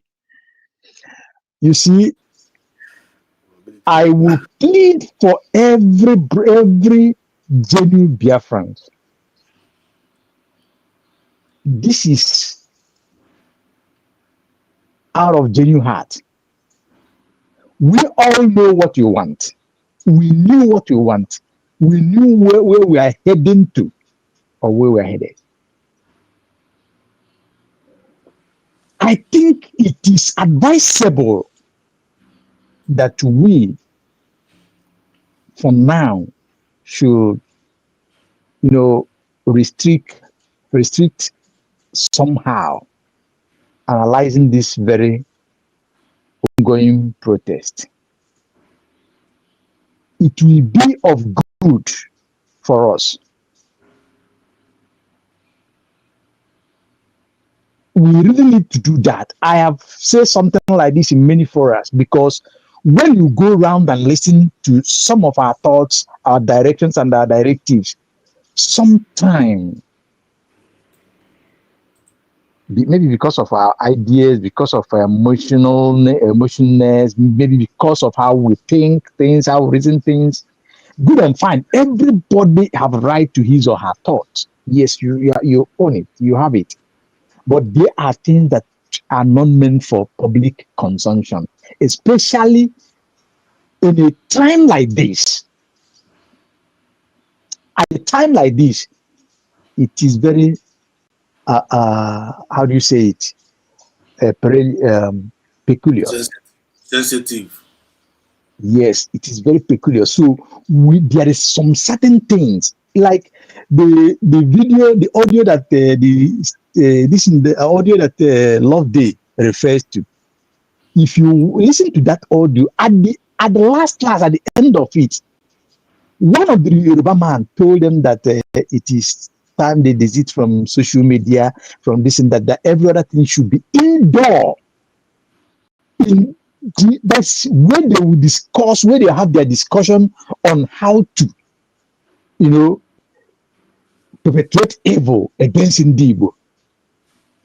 And all of them agreed. All of them, it's just a suggestion, but all of them agreed. Nobody differed. That will tell you how people, no matter that is an evil that they are trying to perpetrate, but you can see how they goes in accord. They didn't think about who does it come from his mouth, who brought this idea, who is this person, whose son is it or whose daughter is it or she. But they accepted it, meaning that they have to go in codedly discuss all the ordeal that they want to make against us and carry it out. Why do I say this? This case of Mazin Nnamdi Kanu, some of us have not understand very deep of it. We are just seeing it from surface. Some get to the middle and never go deeper the way it's supposed. Because sometimes when you even listen to our intellectuals, you can see the level, the level of their understanding concerning this particular case. Very brilliant people, very smart people, but sometimes you see how they differ in some certain things that are very simple. Now, if I begin to analyze, my own is different. If you begin to analyze, your own is different. But one question is this: what do we really want? Igbo, Biafrans, what do we really want? It's a point. Mazin Nnamdi Kanu is questioning for our freedom so that we go out of all the quagmires that we were born into. Mazin Simon Ekpa is the same thing, just the same step both of them are making. Now, two of them have been hold on hostage. I will call it hostage. The one in Finland is still a hostage because to law, Mazin Simon Ekpa don't supposed to be in a prison or answering any question.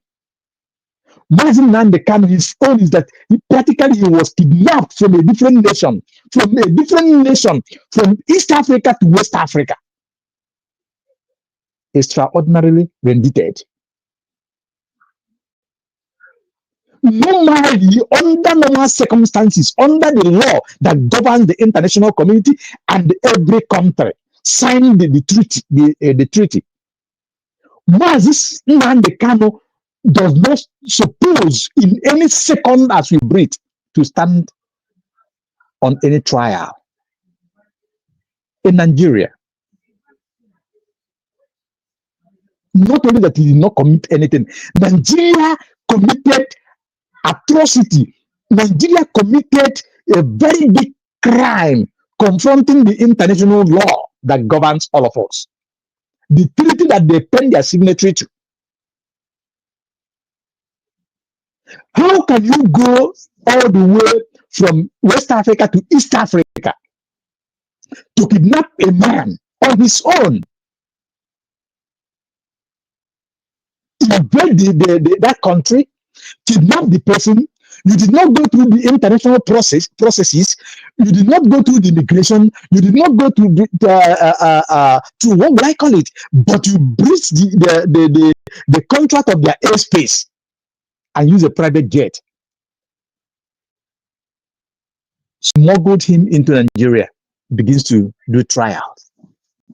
Now they can be somebody that is highly intelligent. He refused it. And again, I want to say kudos to this Aloy Ejimako. Every Biafra, every genuine Biafran owe that man at least a salute. No matter how the angle you see it, go and start from the beginning when this Aloy Ejimako comes in. Start from when this case started in 2015, get to the stage that the Aloy Ejimako comes in. Then you will now understand deeper of what I say, of what I'm saying now. Aloy Ejimako, I salute you. I stand up and I salute you. Now, having said that, Mazin Nnamdi Kanu is go asking for our total liberation, our nation, just like Mazin Simon Ekpa. Now they cut both of them and put them in prison. Now, we the Biafrans, What are we fighting for? We say that Mazi Nnamdi Kanu must be free. We are fighting for that. We have been contributing and paying for the lawyers. But the same thing, we are saying that he must be free. Now, let me come to the side of Egypt leaders before I move again. Look, if you leave discussing about Mazi Nnamdi Kanu, if lawyers stop going to the to visit to his court cases, my dear, unthinkable will happen.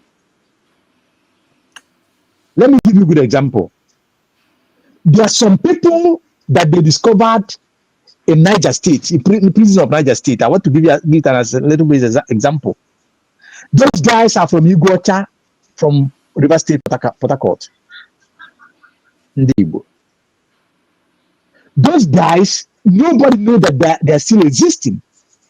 Maybe their family will have thought that they have been by one way or the other, just like the way Nigerian government behaves.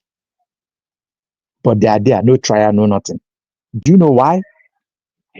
Because their family maybe could not afford to get voice for them. Hire good lawyers or investigate and find out whether they are dead or alive. That is why you see they are abandoned there. I will tell you this for free.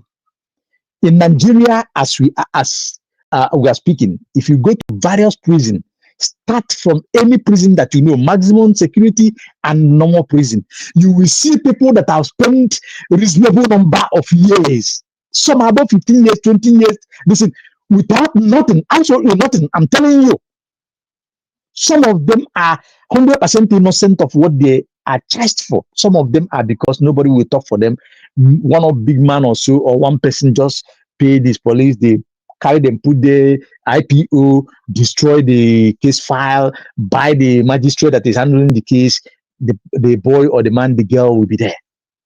It is happening as I'm talking to you now. Despite that, the case of Mazi Nnamdi Kanu is a high-profile case. If we give Mazi Nnamdi Kanu, don't make the necessary noise that we were supposed to make, my dear, it is doomed. And you cannot condemn the lawyers for going there. No. No matter how it is, somebody must have to stand. If nobody stand, they will put a government lawyer, which is a prosecutor, and they will judge. That will be the worst of it all. So the lawyers must have to continue going. Now I come to the second phase of it. You see, even people they don't know because I use carry guns. Can I stop Zuzu? We are the people that the world are looking upon, emulating from us, from our fathers, from our forefathers, from our many ancient people. People are emulating from them. The class of 70s, 80s, and early 90s, they are being emulated from. What is going on today? What a nonsense that we are doing. We are committing nuisance in the public space, making mockery of ourselves. Is it that we have belittle ourselves in this chaotic way? What do we really want? We are talking about releasing Mazi Nnamdi Kanu. I am talking about it. You are talking about it. An outsider, external body today took a mantle. What is wrong with us?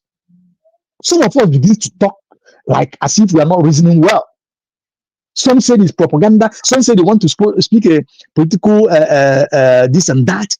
And so what? Even if you want to score any kind of thing you want to score, what are we going to achieve on it? The bottom line, what is it? What is the bottom line? The bottom line is that this guy has given a voice that no Igbo man, no notable Igbo man can do. This thing can only happen if former Senator Kanibo is alive, or when our internal leader Mazi Ojukwu is alive, or when Uchefumeje is alive. Okwadike is gone. Okwadike is trying its own little way. Mbazurike Amechi. I'm just mentioning of a few. When in those days, some of the military generals will stand up on Igbo and say, no, this will not happen. Where are those boys today? We have a lot of generals in Nigerian army. We have a lot of senators, and they say, where are they? No, you can't find nobody. Is that not it's so idiotic? And then they stand our body all the way to the west, from the west, stand up. And some of our brothers, at some time when we talk, I think maybe some of us, believe me, they are not journeying for this journey. Trust me, because you have to get your thinking caps always. You have to reason before you come out to analyze on certain things. You weigh it in two ways. What if this thing that I'm saying now, how will it affect us negatively and positively? I've said it before that no matter how this case will end of this protest, trust me, it is a win-win for Biafra. It is a win-win for Biafrans. It is a win-win for Mazindan Dekano, and it's going to affect other cases that we have internationally. I don't want to say it here, but sometimes we are pushed to say what we are not meant to say. Some of the countries that are not aware of what is going on about Mazindan Dekano, this time on 20th they will pick it up. Sahara is a household name, and they're gonna carry it all the way. So far as Sahara comes out, is one of the highest comrade on this movement. BBC must come, whether they like it or not. CNN must carry it, whether they like it or go and watch it after that. Al Jazeera, they will carry it. Sky News, they will carry it. CNBC, they will carry it. A lot of international magazines, Times of New York, they will carry it, and this one of UK, and many magazines notable that will let this kind of this injustice meted to Mazindan and us go more viral. Why must we come to somehow, when we analyze somehow our analogies, instead of going towards the positive energy or directions, it's believe me, I don't want to say some certain things. This is a simple thing. Today is 16th. In 4 days' time, this is gonna be. Now, let me go a little bit further. Sowore did not end up in calling the international community, calling people for protest, to tell you how a genuine person work. Mazi Exodus, Biafrans at large. Sowore have proven that he is not a Fonja. On this particular case of Mazindan Kano, on this particular call of this protest, Sowore is exceptional, and you can't count him as an Afonja. That is core truth. Take it or you leave it. He did not end up on just calling. He went and called the former vice president that is a force on his own. Do you know what it takes to convince him? It is only God who knows. Either he come by himself or he was convinced. But however, somebody initiated it. Former President good Jonathan Goodluck is involved. He heard his voice. Maybe That's it. he will Mazi, are you still be there? there Oh, okay. on that protest. No, yes, I'm here, please. So it's just called that interrupted. Now, after him, Wazirike is going to be there. No matter, I respect Wazirike for this very particular jest. Wazirike, I salute you and I salute you and I salute you again. You are one of the Igbo fathers. No matter, I hated what you did in the past, but for this very particular one now, after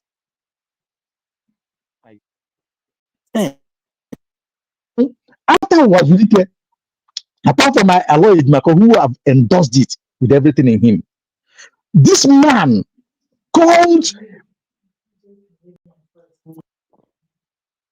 Okalo. He called out Jews Okalo. He called every governor that he's supposed to call. He called every senator that he's supposed to call. And he continued calling. He did not end there.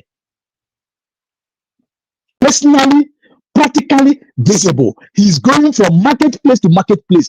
Seeing the reason, this one is not a call. My discussion with you on phone call conversation is quite different from that of Here I am talking to you face to face. Practically, he goes to marketplaces, talking to the market leaders, giving them reasons, trying to convince them, and those that he's talking to are all no nonsense. The people that he's speaking to, they are all evil for the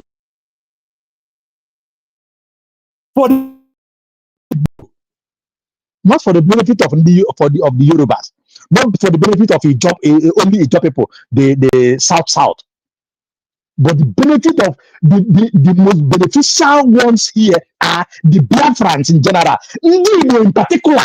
Nonsense. What is wrong with us? Then after going from all these marketplaces, he go back to his house. I believe, on my own conviction, he is not sleeping because he doesn't want this protest to flop. This protest is not on Ego Square. It is direct to Aso Villa. His life is at stake at the forefront. I think Obaka is going to be there. All of them are going to be on the forefront. Tell me an idiot, an imbecile who is going to carry a gun to shoot them. While Occupy Nigeria was going on, and around 2014, if I'm not mistaken, 2015 or before this thing, against Jonathan, who was shot. All these people, most of them was there. Some of the religion leaders are going to be there. Lawyers, notable lawyers are going to be there. Tell me who will shoot. And who is going to give the command. So let us please Biafrans, please, I want to please everybody. Let us not discourage anybody. I am part and I want to be there. And I will support anybody, either financially or whichever way that I can do it, to make sure that that person is there. It's a history that is about made. And somebody a jog.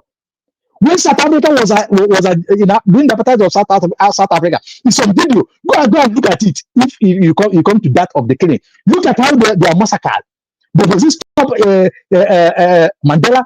Does it stop Thabo Mbeki? Does it stop the movement of the people dead? What is wrong with us? The genocide in Rwanda, does it stop them? Today, Kigali is doing well in Rwanda. Rwanda is one of the best African countries you can think about now. Talking, and when Kigali talk, the West, they shiver. What are we talking? Something is going on in Congo now. They are fighting for their liberation. Why will we cannot have this kind of a weak spirit? Yes, there's no way you initiate that there's a fight that there will not be casualties. We don't pray for that. But even if you said people should not go in the home, in people at home, you have seen on video how people was in their businesses, was in their house, in their own house, sleeping. Somebody was sleeping I think in Imo State or so. These people shoot and the person died. If you remember, I'm just giving you an example. So what are we talking? We should know what we want and go for what we want. For once and for all, we should know it. Ojuku did all he can to stop this monarch, this nonsense. If we don't do it now, my dear, we are gone. And these people have come to take our lands. And that is pure and fact. They have come, and this time, if you just mistaken our step, believe. Trust me. Taking our step at this time, oh God, and God, that your village, that your house, that your mansion is gone. By the time we know it, in a couple of maybe if it's too much, 1 year, 2 years to come. That is the fact. Please, I'm not sounding the way I'm sounding now because I want to sound. Please, I want everybody to understand me, and I want, if no matter how you feel, forgive me from your heart. But I pour my heart, and I believe this is a genuine cause. 4 days is not far from now. I plead with every Biafran, every lover of freedom, every person that meant well for Mazinan Dekano, and we know that are being humiliated in any form, to stand up now. There is a time that you will help me. There is a time that you will genuinely help me, and that help will become meaningful help. That time is now. If we pass that this protest did not take place, look at what went on today in the court. That will tell you how far they have prepared. It's all right. Mazi Exodus, I still have a lot to say, but let me just use the mic so that another person will talk. But please, Forgive me. I'm not shouting. I'm not being dissing, but I'm trying to, talk to us with, It's okay. with sincere No, heart, with brotherly love. Thank you, you know, friends. you Thank know, you, you know that. everybody. Thank you, You know. Wanda Ijeglitas. Thank you, Kudugu So, Enugu. Thank you, Maziko Chooks. Thank you, Love Day, all of us, and those in the listening sections, those commenting. Thank you very much. Please let us understand ourselves. Nobody should feel hurt. This is a personal apology to everybody. Let us move and march. Let us get this victory for ourselves. Please, so we have suffered enough. Enough. Thank you. May God bless us. thank you so much, Mazi. Thank you so much. I feel you. I feel you. Thank you so much. You are a citizen. Everybody have a freedom of speech, and as a citizen of the United States of Biafra, you have the right to like kind of express yourself, which you want and care. But before I give a call on my sister Ijoma, I want to use this opportunity to appeal to Biafrans. Okay, and it's not by force. Nigga, with a change on your just pick the one that you like, and filter everything and take the one you like. Which you know, like when we always say reason. Allow the person to express themselves. He may give you know when couple of na match on you, give where and give where. So some can not black out when attack here. And I also want to use this opportunity to say this in regards to this protest. We're not black, very very careful. The USB government have already responded. The USB government have responded. They respond. Go DPM, Deputy Prime Minister of the DPM Dotongoza Rabeze, which is the Deputy Prime Minister of USB. All respond go to this protest from the government. As no way welcome development. Actually, again of he said it's a welcome development, which means our USB government are in support of this protest. So because onye ọbụla na-aga platform ọbụla agakwana agaga akọtọwa this protest don akọtọkwana ya akọtọkwana ya ọ wee welcome development. Just take it that way. You watch a comment on one of our brother there here. Please just a minute, I'm coming. Just give me 1 minute. Watch this comment here now. Mazi Kano 07. Yossi, you will never get justice because of Nigeria. The reason why the under so much protests are again. Nigeria can never give justice to Mazi Kano. They can never give justice to him. So there's nothing like a justice. So protests are say that court case here. Can free this man? They just free him. Didn't commit any offense. So we never get justice. That's the reason why of the process justified. Good thing. It is organized by Sowere, so can't be blamed on any Southeasterners. It is a protest, not just for Masna Nikalo, but for our freedom. So I'm not very optimistic about this protest. I'm not blame any negative message. You watch a Ocean Master Kureba. We all go to know we get Jinaka. Jidego Naka, Atiku Nabiaba, other prominent Nigerian politicians and Abia there.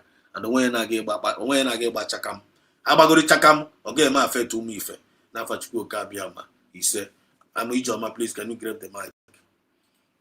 Mazi ọmụ nwa ka ị na-akpọ Ijeọma. Ijoma now. Can you come back? Okay. Ijoma Ndewo. on all.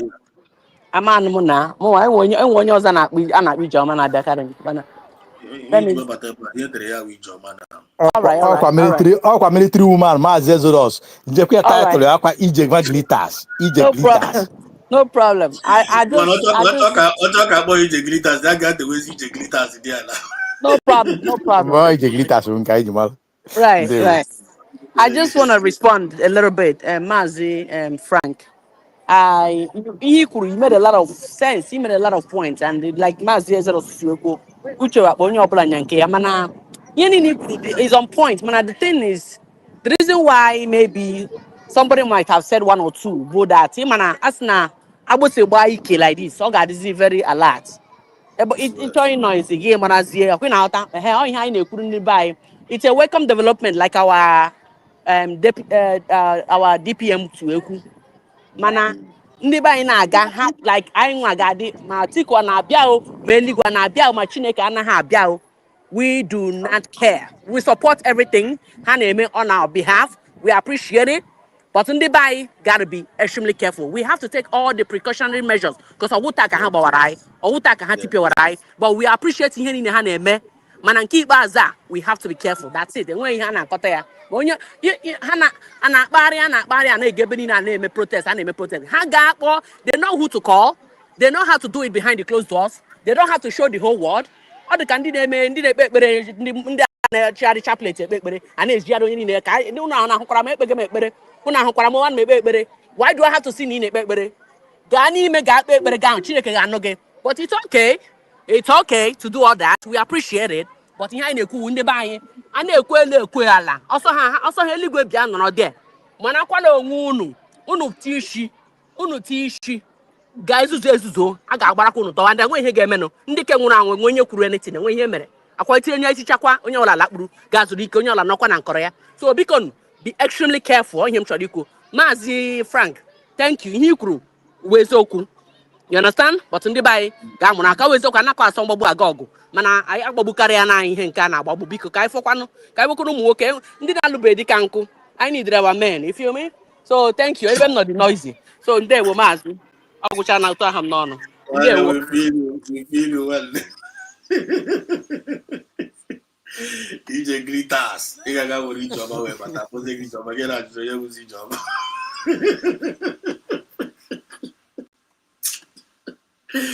Nwanne m thank you so much. Nwanne onye ọbụla mụrụ anya ị na-aga protest a mụrụ anya ka azụ ịghọtago ihe a protest na nwa Nigeria tiri and it is a welcome development but nwa afọ Igbo ị na-aga dị nwa afọ Igbo marakwa na ọgụ nwa wụ the target mụrụ anya ka azụ and this protest onwekwa na onye afọ soro ga-akwa the protest so they no force you to go ị na-akwa ga protest ọkwa voluntarily voluntarily ọgụ nwa ji aka gị tinye onwe gị dị ozi ịghọtago and on the one Nigeria tiri the protest and all were very welcome development Masina Kanu will be freed now. So you know, I am in support of the protest, but in Aga, we are 100% support of that protest, not 99, 100%. But in Aga there, as that protest, Muranya Kazu, I want Kana Kotarage there. Pado Mega Fuma, Yotago, Pado Mega Fuma, Pado Mega Fuma, Onyamuntanana Kadrom, Ozil, can you hear me?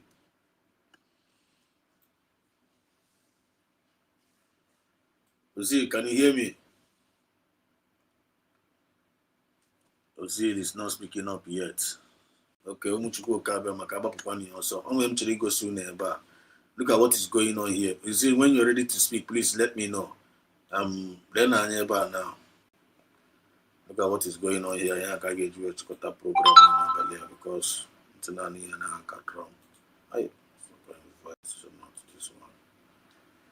I'm gone here. Minute. Look at what's going on here.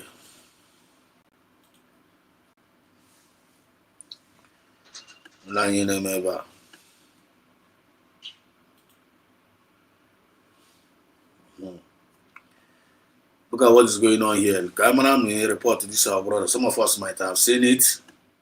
But let's see. Trial for barrister. Trial for what? Trial for what? Barrister Maxwell blows hot. 16th October. More details as Uma says. MNK. So more details. Go to the camera here. This is our barrister Maxwell. Maxwell is now shouting.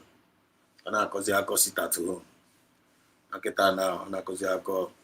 The one I sound music and lion. So kind of way possibility this guy because this guy find out Maxwell want to do some chair, but he had the back. And I need those to say I ain't got money. I ain't got just buy a word. This time around, nobody can deceive Biafrans anymore. I go have to say got caught. I have to say got there. But every mass ocean is a natural canaga. In front of Uche so how I got I'm a gazi. I bought 3 months now the car. Mas Nankalo need to be free. I got not caught that too much. You don't want Mas Nankalo to be there after 28. Mas Nankalo can never be in that DSS again after 28. You have to go. You don't know come on, go here. You are here when the president ordered the police and the army to go and negotiate and have a discussion with the terrorists and the non-bandits in this town. And somebody that is exercising his rights as given to him by the constitution, both local and international legislations, and you say that he should enter trial. Trial for what? What is it? What are you trying for? Trial for what, man? John Ndibo. Trial. Since, right? This is what we have been saying here since. Trial for what? 5 years, oh, you no conclusion, no nothing. And that is what Suwere have some. Suwere, for Chara. This cannot continue this way. That they must end this thing, and it's only revolution. From the man Goku protest. We don't even know what is coming. Nigeria don't even know what is coming for them. Protest, and I only saying this is beyond protest. This is beyond protest. Huh? Exodus. This protest one now, I saw it turning to revolution. And I'm telling you. Can I use 2 by 2? Can you 2 by 2? Because I saw it. Who the thing? Imani we came melumu na ni guacha. No bibo. Umuna cannot sell up till now. Ntebe those guys in. For we Imana minister of that FC Tani Fokwem. And he check the whole thing. Otosha Ghana. I'm not who that Otosh we told no. You go and come to but all by that 28, I push I hold. I want to quite a now. Now, we are in support of the protest 100%. They always welcome development, but this is beyond protest. Ozi, can you hear me now? Ozil is not here ready to speak yet. For what? What is the essence of that trial? How many bandits, terrorists, came Patagonia court to be a trial? To me, I feel this is a time when people need to rise and act fast. Barrister Maxwell Opara na Lloyd Makona ha Bambo ha na ha. You people now Ndibo need to rise up, especially Ndibo Ndi na diaspora. Ebe our southeastern governors and leaders, if they're going to TC with that, see that Namazen Namde Kano Gamona detention. Ndibo needs to rise up. To me, my opinion, especially Indino na diaspora. Watch this video. Can you look Barrister Maxwell Opara taking no time here? We call after Ife Meru na court today. One now, if open na video na Banyambi. Mazen Namde Kano needs to come out. Okay, for ya. Ima this thing I never put about sometimes in my one funny thing I came to realize that now. But for the member put about Kuku. They man na for him bam for ya. Oh, because sometimes in our game might be a kuya.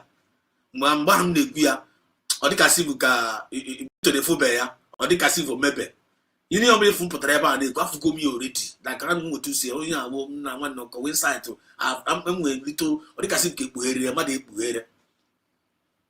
But I remember a few weeks ago, these people should stop going to that court. They should stop going to that court. Okay, now that's not the protest na 20th. It's the protest na 20th by Sowore, of which the thing that command go so much awareness already. Nigerian citizens, the Nigerian indigenes. Go. Then already in the command can put online here. I'm very, very careful here. But I don't dispose in what they code. Yotago, already in the command can here. And with some inters, man, we keep baby. But this is beyond protest. Nigerian indigenous, Obi Adrohama. Obi Adrohama, cow for public consumption or Kamneku. Obi Adron the Nigerian indigenous Rama. Because he may have you have. He may have operated Nigerian hunting and keep as well. Came no Jew, even before. Some of these Nigerians had their against Mazan and Carlo. Mazan and Carlo want to divide the country. Why anyway he want to divide one Nigeria and Haka bullshit. One Nigeria and talk. Why do you want to come and divide one Nigeria for them? There's most of them hated Mazan and Carlo. But in my head was in there, we was in the Nigeria you were now. The indigenous you were. Go to Sweden Nagaragaji Day, freedom fighter.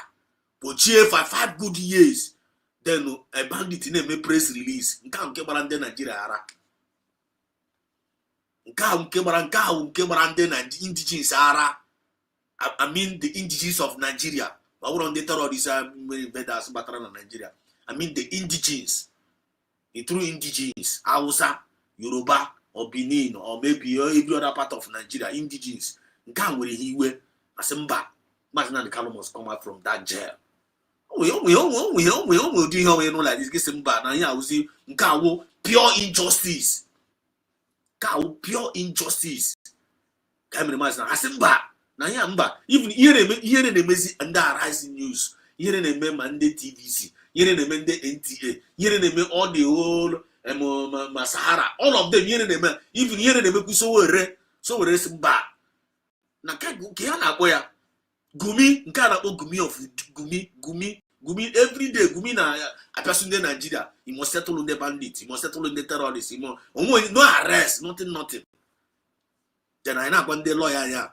Kusini na ga no court. Eti go protest already on 28th. I want to court case before that 28th. But in Nigeria, you people are going nowhere. Release man na Kano now.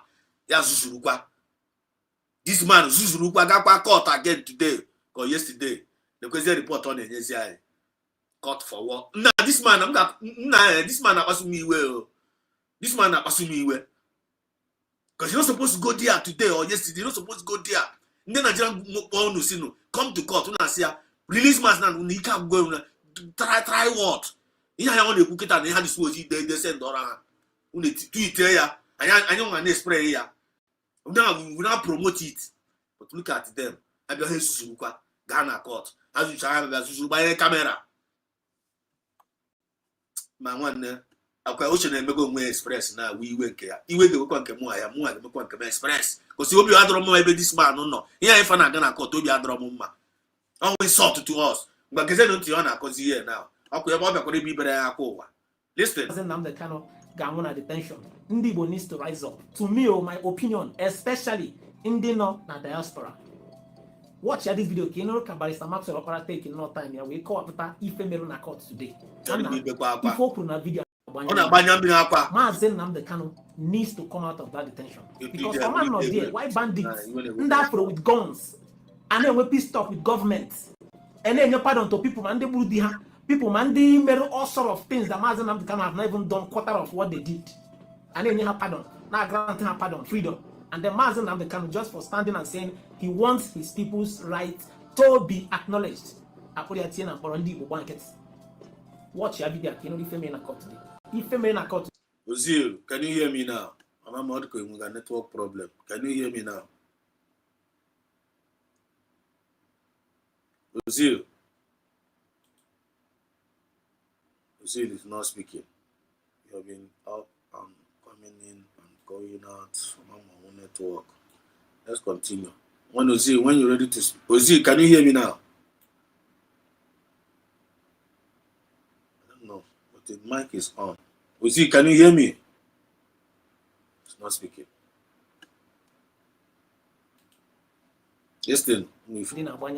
Because the NMA Nigerian Medical Association apatago we biagwa omoto shoho has said that now we feel any Mazen Namde Kano. One now Hassan Mazen Namde Kano got stand that trial. Imagine. Near the news over and punch. Look at it, it's everywhere trending that no way he have run any Mazen Namde Kano. If any had the whole life threatening that he can stand the trial. Could you imagine what these people are doing? Could you imagine what these people are doing? He must stand trial, 5 years trial. No one I only call here say about YouTube about this place because as one time even I be condemn here.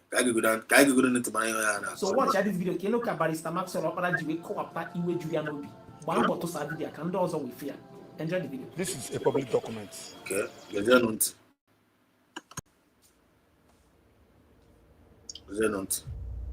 Be the aputana be abira go.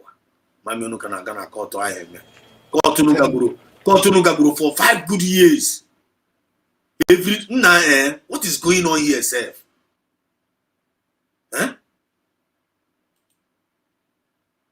What is going on here? Why are they still going there?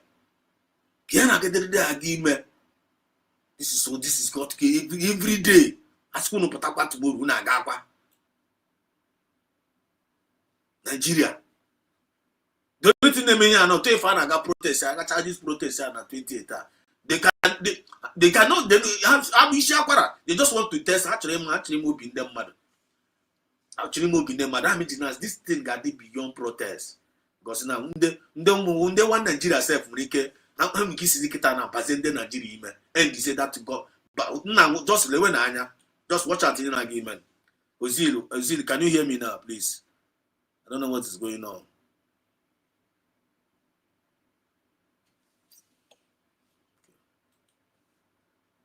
Brought in by the medical council through the prosecution. So they serve us this thing today. And if you watch there in this particular medical report, you can see all the ailments they say that Mazen Nandekalo is suffering from.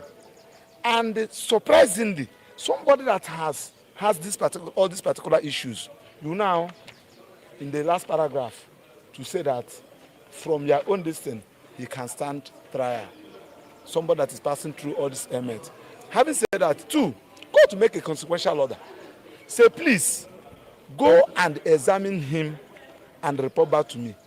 They never examine Mazen Nandekalo. Only for them to come up with this report. Nigerian Medical Council, they should be very careful because this is a professional body and you are expected to act professionally. In your report, you are expected, I'm not a medical doctor, but I'm a practicing lawyer. You are expected to show that on this particular day, you obtain his specimen. We carried out this lab and the lab showed this. We are talking about somebody's life, for goodness sake. You cannot just enter into your office room and you open your system and start writing trash. And you want court to rely on it. And surprisingly, we are expected to take a date for us to go. And because when the court gave us an opportunity to respond, we are ought to have taken a date to confess from our clients. It was when Nandekalu said, what? We are the people that even gave Nandekalu this thing. When the court was about to sit, we are talking about somebody's life. Of course, as a matter of this thing, the Igbos are on trial. This is a war against the Igbos.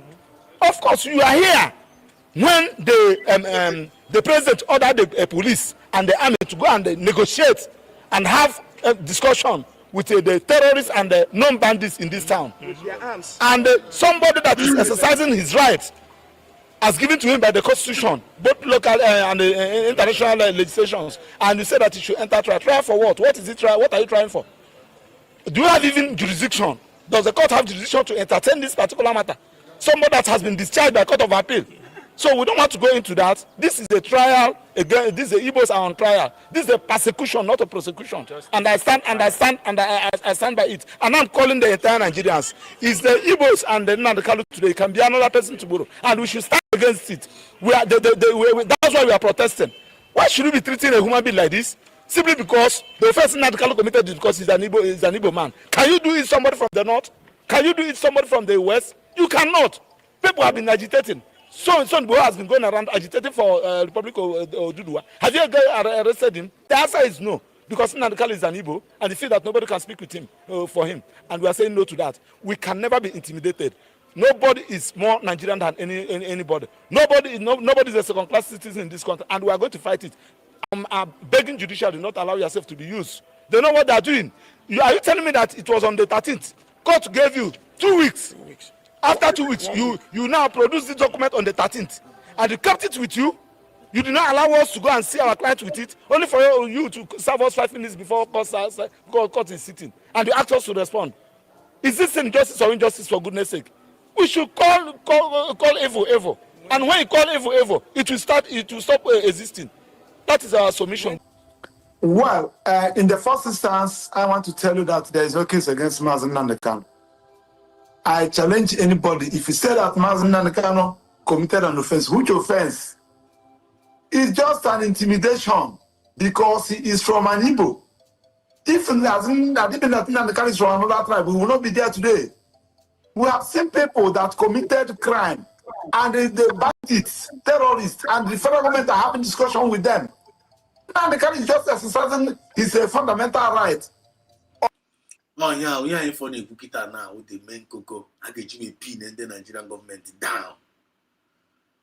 You don't need to go to that court anymore. Because the truth about going now already. Bandits are busy. Nigeria have seen it. Doing press release. Whereas the kingdom factor is being held down. Mazi Exodus, and Biafrans. You see, I want to ask this question again. Though we all know that the zoo, that is why they call it zoo, does not have respect to law or for law. The eyes of the law is not existing in Nigeria. That's fact. Now, which judge justice which judge sat down, then the prosecutor or the DSS or whoever, Attorney General, whoever that brought in this very, smuggling this very amendment, I will call it amendment, they did, say that they went through his test. How will a judge sit down and accept that they serve you, they serve their fellow lawyer, that you serve your opponent and the court, and ask that court, the person to respond in court? Where does it happen? Imagine. Huh? It doesn't happen, my brother. This is common sense. Talk less of when you quote the law. So that is to show you that they are all in it together. That is why you have to do, Biafrans, we must start to do something extraordinary to free ourselves. Because yes, I'm coming. Starting from them, who the lawyer. They start from them first. Not today. Tomorrow, let him not go that court again. How do you go viewers now? How do you go viewers? Okay, the nonsense tomorrow. This case just turn like this. When some of the senior advocates joined, this happened recently. I want to stand that there will be no trial. Because extraordinary rendition and kidnap, knock everything down, and again, just like what Barrister Baswe said, Nigeria has no jurisdiction to try Mazi Nnamdi Kanu. You charge him that he spoke. You want to disintegrate Nigeria from where? From all the way from Manchester, UK, United Kingdom, England. Must stand trial. They are still saying via radio. That is unlawful. You don't have any jurisdiction to try him. Now, you see, listen to me. Listen, it's not that Mazi Nnamdi Kanu is just the object. Who is in trial today is Nimo via Biafrans. I'm telling you this. Take it or leave it.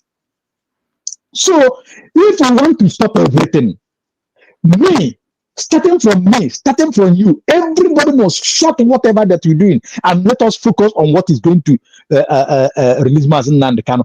There is something Simon Eber always said, that our activity today is what is going to release Mazi Nnamdi Kanu. Please, I don't want us to go deeper onto that, because Mazi Exodus, you can understand, because some people are evil. Instead of using the word rightly, they will twist it in many forms. And I want to tell you that when that activity starts now, when me and you rebels, when me and you say no, it's either we die or this man release or we get total freedom. My brother, 1, 2, 3, 4, 5, 6, 7, 8, 9, 10 will die. 100 will die. Maybe 1,000 will die. But after that, nobody will die no more. And we will get them. Right from the senator, right through the governor, to the presidency, and all the presidency. Just watch what happened in Bangladesh. You see when they use stopper to make them escape. And in what is a country that is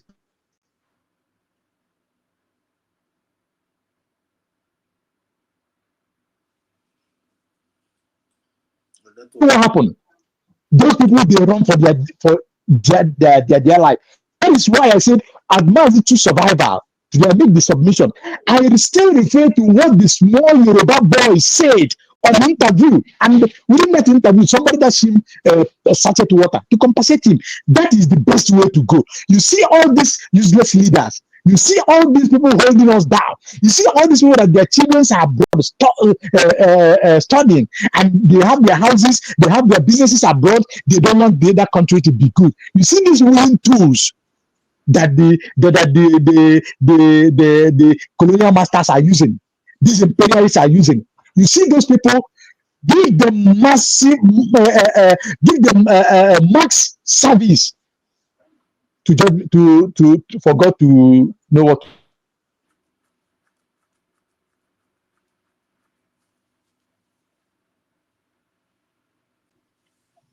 Then you will see things begins to be in the shape. And let me call on every Biafran, anyone that is close to you, any politician, any elder, any useless elder that is close to you. I call them useless. You know them. All these religions, this and that, those that refuse to speak the truth. You see all these senators, all these present and past, House of Representatives, governors, all of them begins to know that they are your number one enemy close to you. Begins to pray. Begins to pray. If you understand, you understand. Begins to pray hard. Because ọ bụrụ na ife emeghe ndị mmadụ ada amụ ife. Ọ bụrụ na ọkụ agaghị ka ọ na-agba azụ ada akpọ. So that is it. The by we must have to do something extraordinary. Because these people that you see, you are expecting today, all of them, they will leave you behind and run to their second home, which is abroad. Some of them will go to France, some America, some United Kingdom, some Italy, some Spain, some different part of Europe and the other continent of the world, and enjoying themselves like idiots. So the common man, the middle people, those who have been facing this hardship, including the police, the army that is being paying token, including the police, the army, every security apparatus should be part of this very liberation movement. If they ask you to go and shoot, go and kill your brother, do what the Madagascar people did. Tell them no, that those people, they are your brothers, they are your sisters, they are your sons, your uncles, and they are everything into you. You will never shoot them. They have the right to protest. In Nigeria, you don't have light. You don't have road to move on. Today, they are flying their private jet, going in the yacht, on the sea, flying choppers. But for you to just travel from east to Lagos, sometimes you sleep over on the road. Also going to north. Anywhere you go now, by road, your eye will be open. Your heart will continue to pound until God truly you get to your destination. So many could not make it just because of bad governance and corruption. So we must have to stand up now. Today, Madagascar is being liberated. Burkina Faso, Mali, Senegal, many countries have been liberated. Cameroons are protesting today. You see them. What is going on? What is happening with us? Every day your business is going down. Your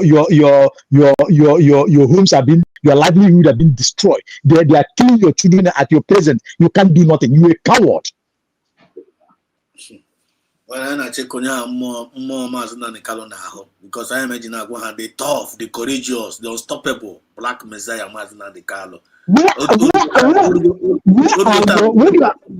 Only time when they get possessed the spirit of mass than the Carlo. Where are your mental toughness? Why did the war happen in 1967? When our people were, even the blockade was there, they still upon the hunger, they continue to fight.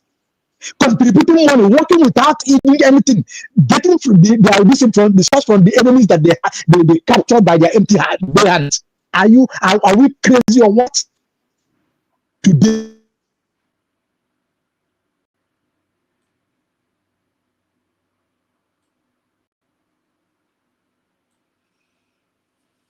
are secured and to be secured. Why can't you stand up? You are eating amala too much. You are eating away too much, and you are eating. You are drinking flounder too much. Eating cow meat that is defiled. That is why we are behaving like idiots. Sorry, we have to stand up now or never. Thank you.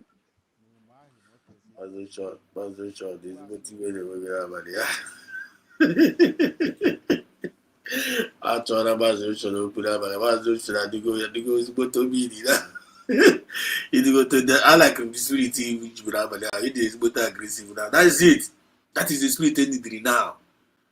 That is the spirit needed now. We cannot be following Maazị Nnamdi Kanu. Your own I possess the toughness of Maazị Nnamdi Kanu. You cannot be following Maazị Nnamdi Kanu. You can never be courageous as like Maazị Nnamdi Kanu. We cannot claim that we are followers of Maazị Nnamdi Kanu.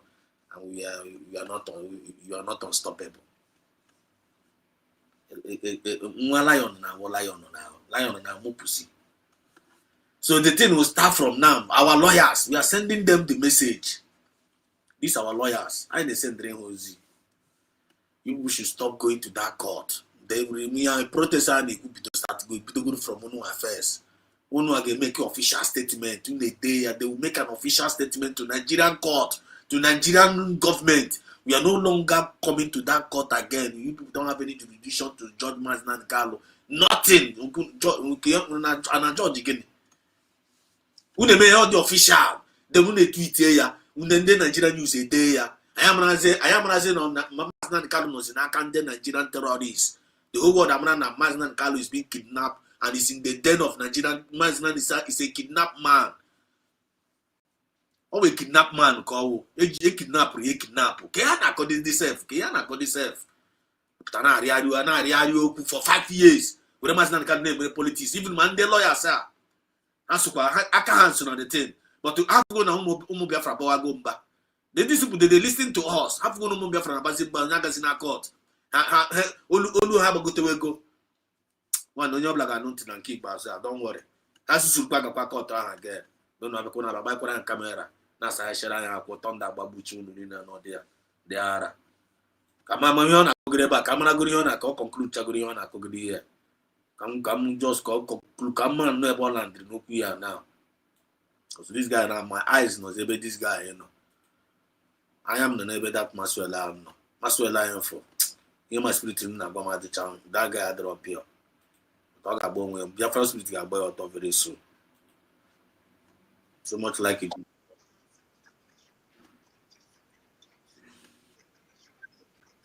That Nnamdi Kanu is not a terrorist. I have judgments, including the one court awarded billions of naira against the Nigerian government. The other day, Kenya government said it on it.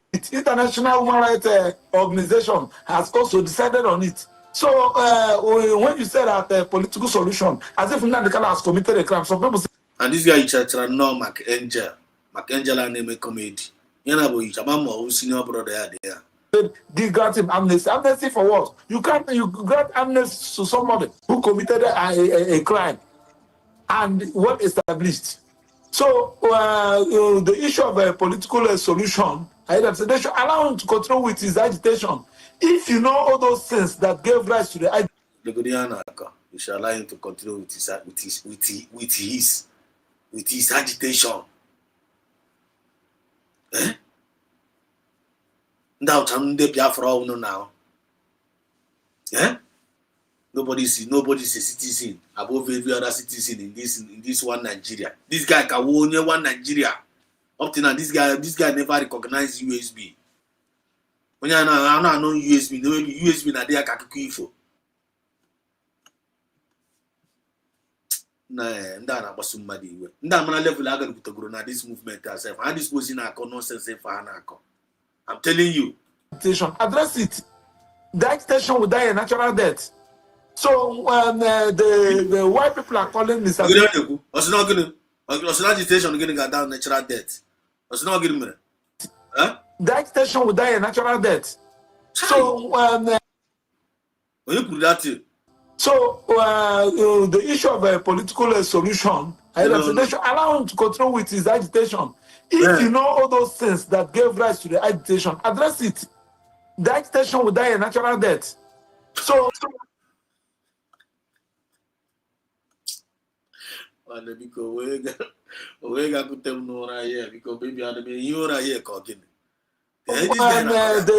white people are calling Mr. Tinubu, President Tinubu is just for him because his trial is embarrassing Nigeria the more. I know what I'm telling you. It's embarrassing Nigeria the more. I don't know who is pushing Nigeria. Some people say that it's Britain. I don't know how to yourself we had it like that because I want that but also na court and since after that even Supreme Court a China discharge and acquitted. The black get in Nigeria, upon na simba. But I ego no now. I ego on put on a court now that church fine because Biafra na throw no ego over the world. Every time some of them will come to Europe. Please, what are we going to do to bring out Mazi Nnamdi Kanu? Hey, Freka Europe. But this guy, Maswela and Europe. On a Paris now. Unga Mosekume, but Osekume and Abu Esekuna, Esekune, Kagene, Esekome, Mosekume no Quay, on a Machona Capa America, and got a boy, when I'm not going with Chief Judge, not going to say, yes, oh yeah, I'm going to bring Mazi Nnamdi Kanu up. And the America Tore ego, you blew ego, nota. When you can go, we no Mazi Nnamdi Kanu cash out. Giving empty hope promises. Now they hear the result. And now here comes a man. The name of Sowere. Kakubie this. Kakubie ya. Dobra na bare. Kita kuno madat na one the judge who. Ebo kwa Sowere sikabe protest. Otu aka gisi we na chiarify. Every day postponed. Apata kwa da singing and 5 years. You cannot gunda. You can't hear gunda. Because Okamadu Mwede Ogode Unata. Masina Carnate Yenina. Because no man all the tough, all the courageous, all the because Ojim the away Chuaja. Umuchoriji away Kashigide, won't come and won't pay na DSS. Before una money who again. All of you people, on your black hair sooner the suffering of Mazi Nnamdi Kanu, on your black hair sooner the suffering of Biafra, on your black hair day. Now the delaying of our total freedom. Honey, na get child always remain one by one. They can never escape the judgment. I can't escape. Can't escape. Dojo.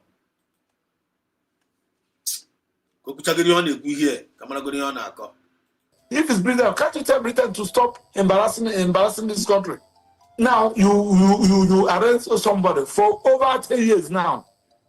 No single charge. You continue to amend. Then you continue to court. You continue to amend. Then you continue to court. They continue to amend. You continue to go court. Dara. You continue to amend. You continue to go court. You know name uno. No happened to uno happened. All happened I push you. You continue to amend. You continue to go court. When you know not you know. I'm one in an to speak canoe. Babusa, Mazalan Capora, Babusa monkeys. Also, they don't know nothing.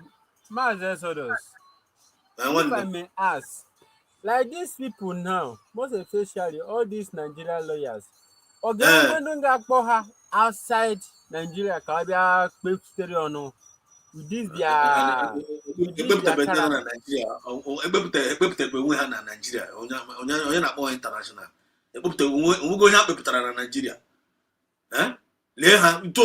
Watch a picture. The only person like way yana this a French Marco, the only person that guy the genuine, that guy with a conscience. A Jumako, when I'm with the conscience, when I will confirm his belief. Matured man. Or it's only one song to use that time as somebody by cheers, somebody by black and white. Yeah, no one know there. Yeah, package go away off my pack away on the since again. Every day they continue to amend. Then they continue to go to that court.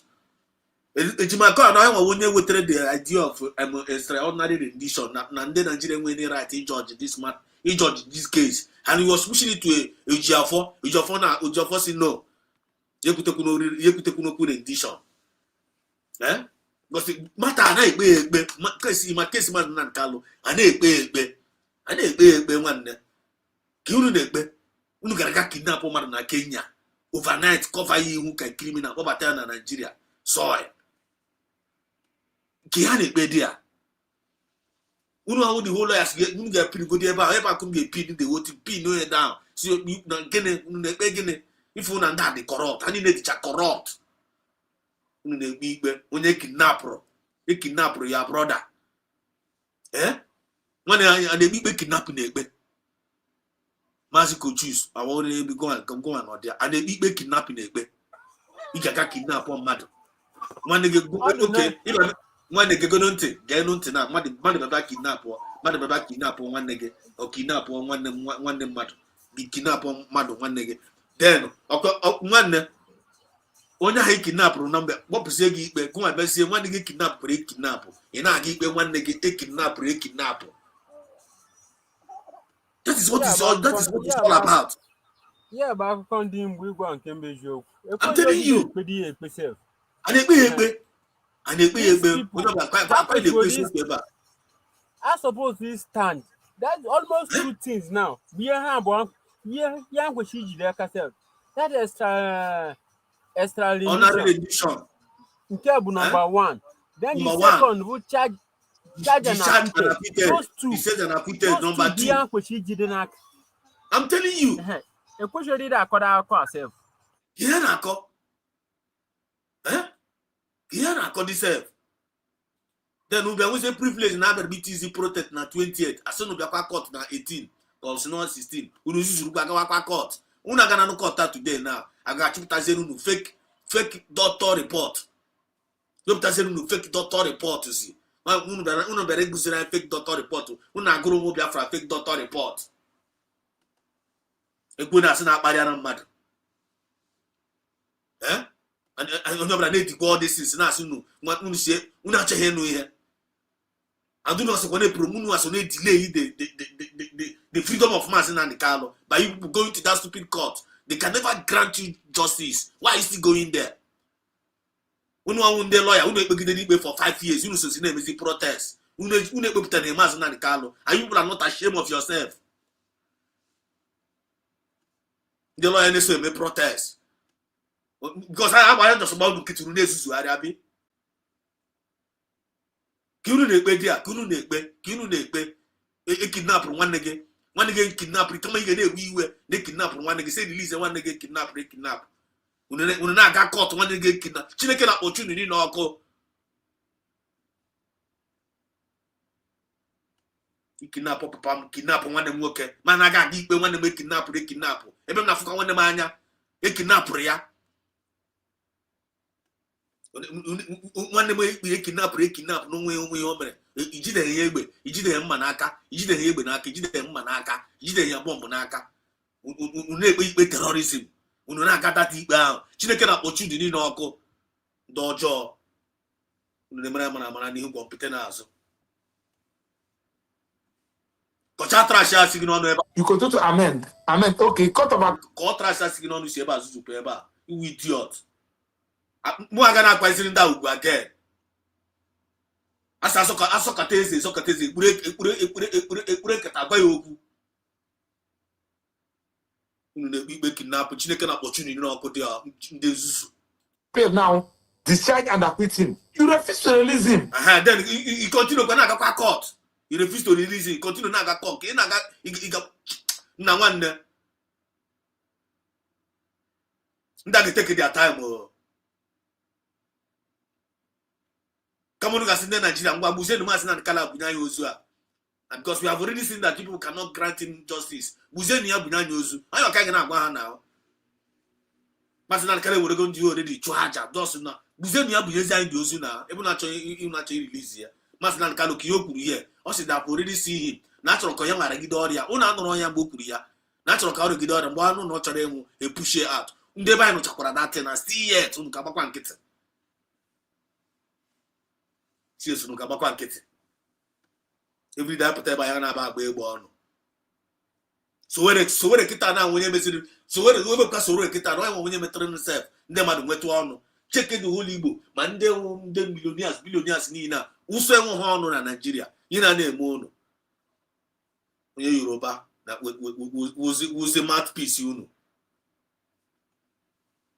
mad people everywhere For complete 8 days before you now go back to Supreme Court. And Supreme Court said, you said that he jumped bail, he never jumped bail. The procedure of when we brought him to this country was illegal. JT self that our guy. And I give credit to this guy. The guy my spirit yourself. One the guy now want the whole story of more. He call Kokoyo Buriga Kanishi. Eh? The girl akonde bunda na kora here. Cheforo mu ife kono na kora aka. Uchara unde IPOB Nigeria next phase. Eh? They need conscience here, me fair. They need common sense here, me fair. We know put on whereas you know tiny and up to today, these people don't even recognize USB. You know all these full side for them here. They don't recognize USB. They don't recognize our declaration, and they don't recognize it.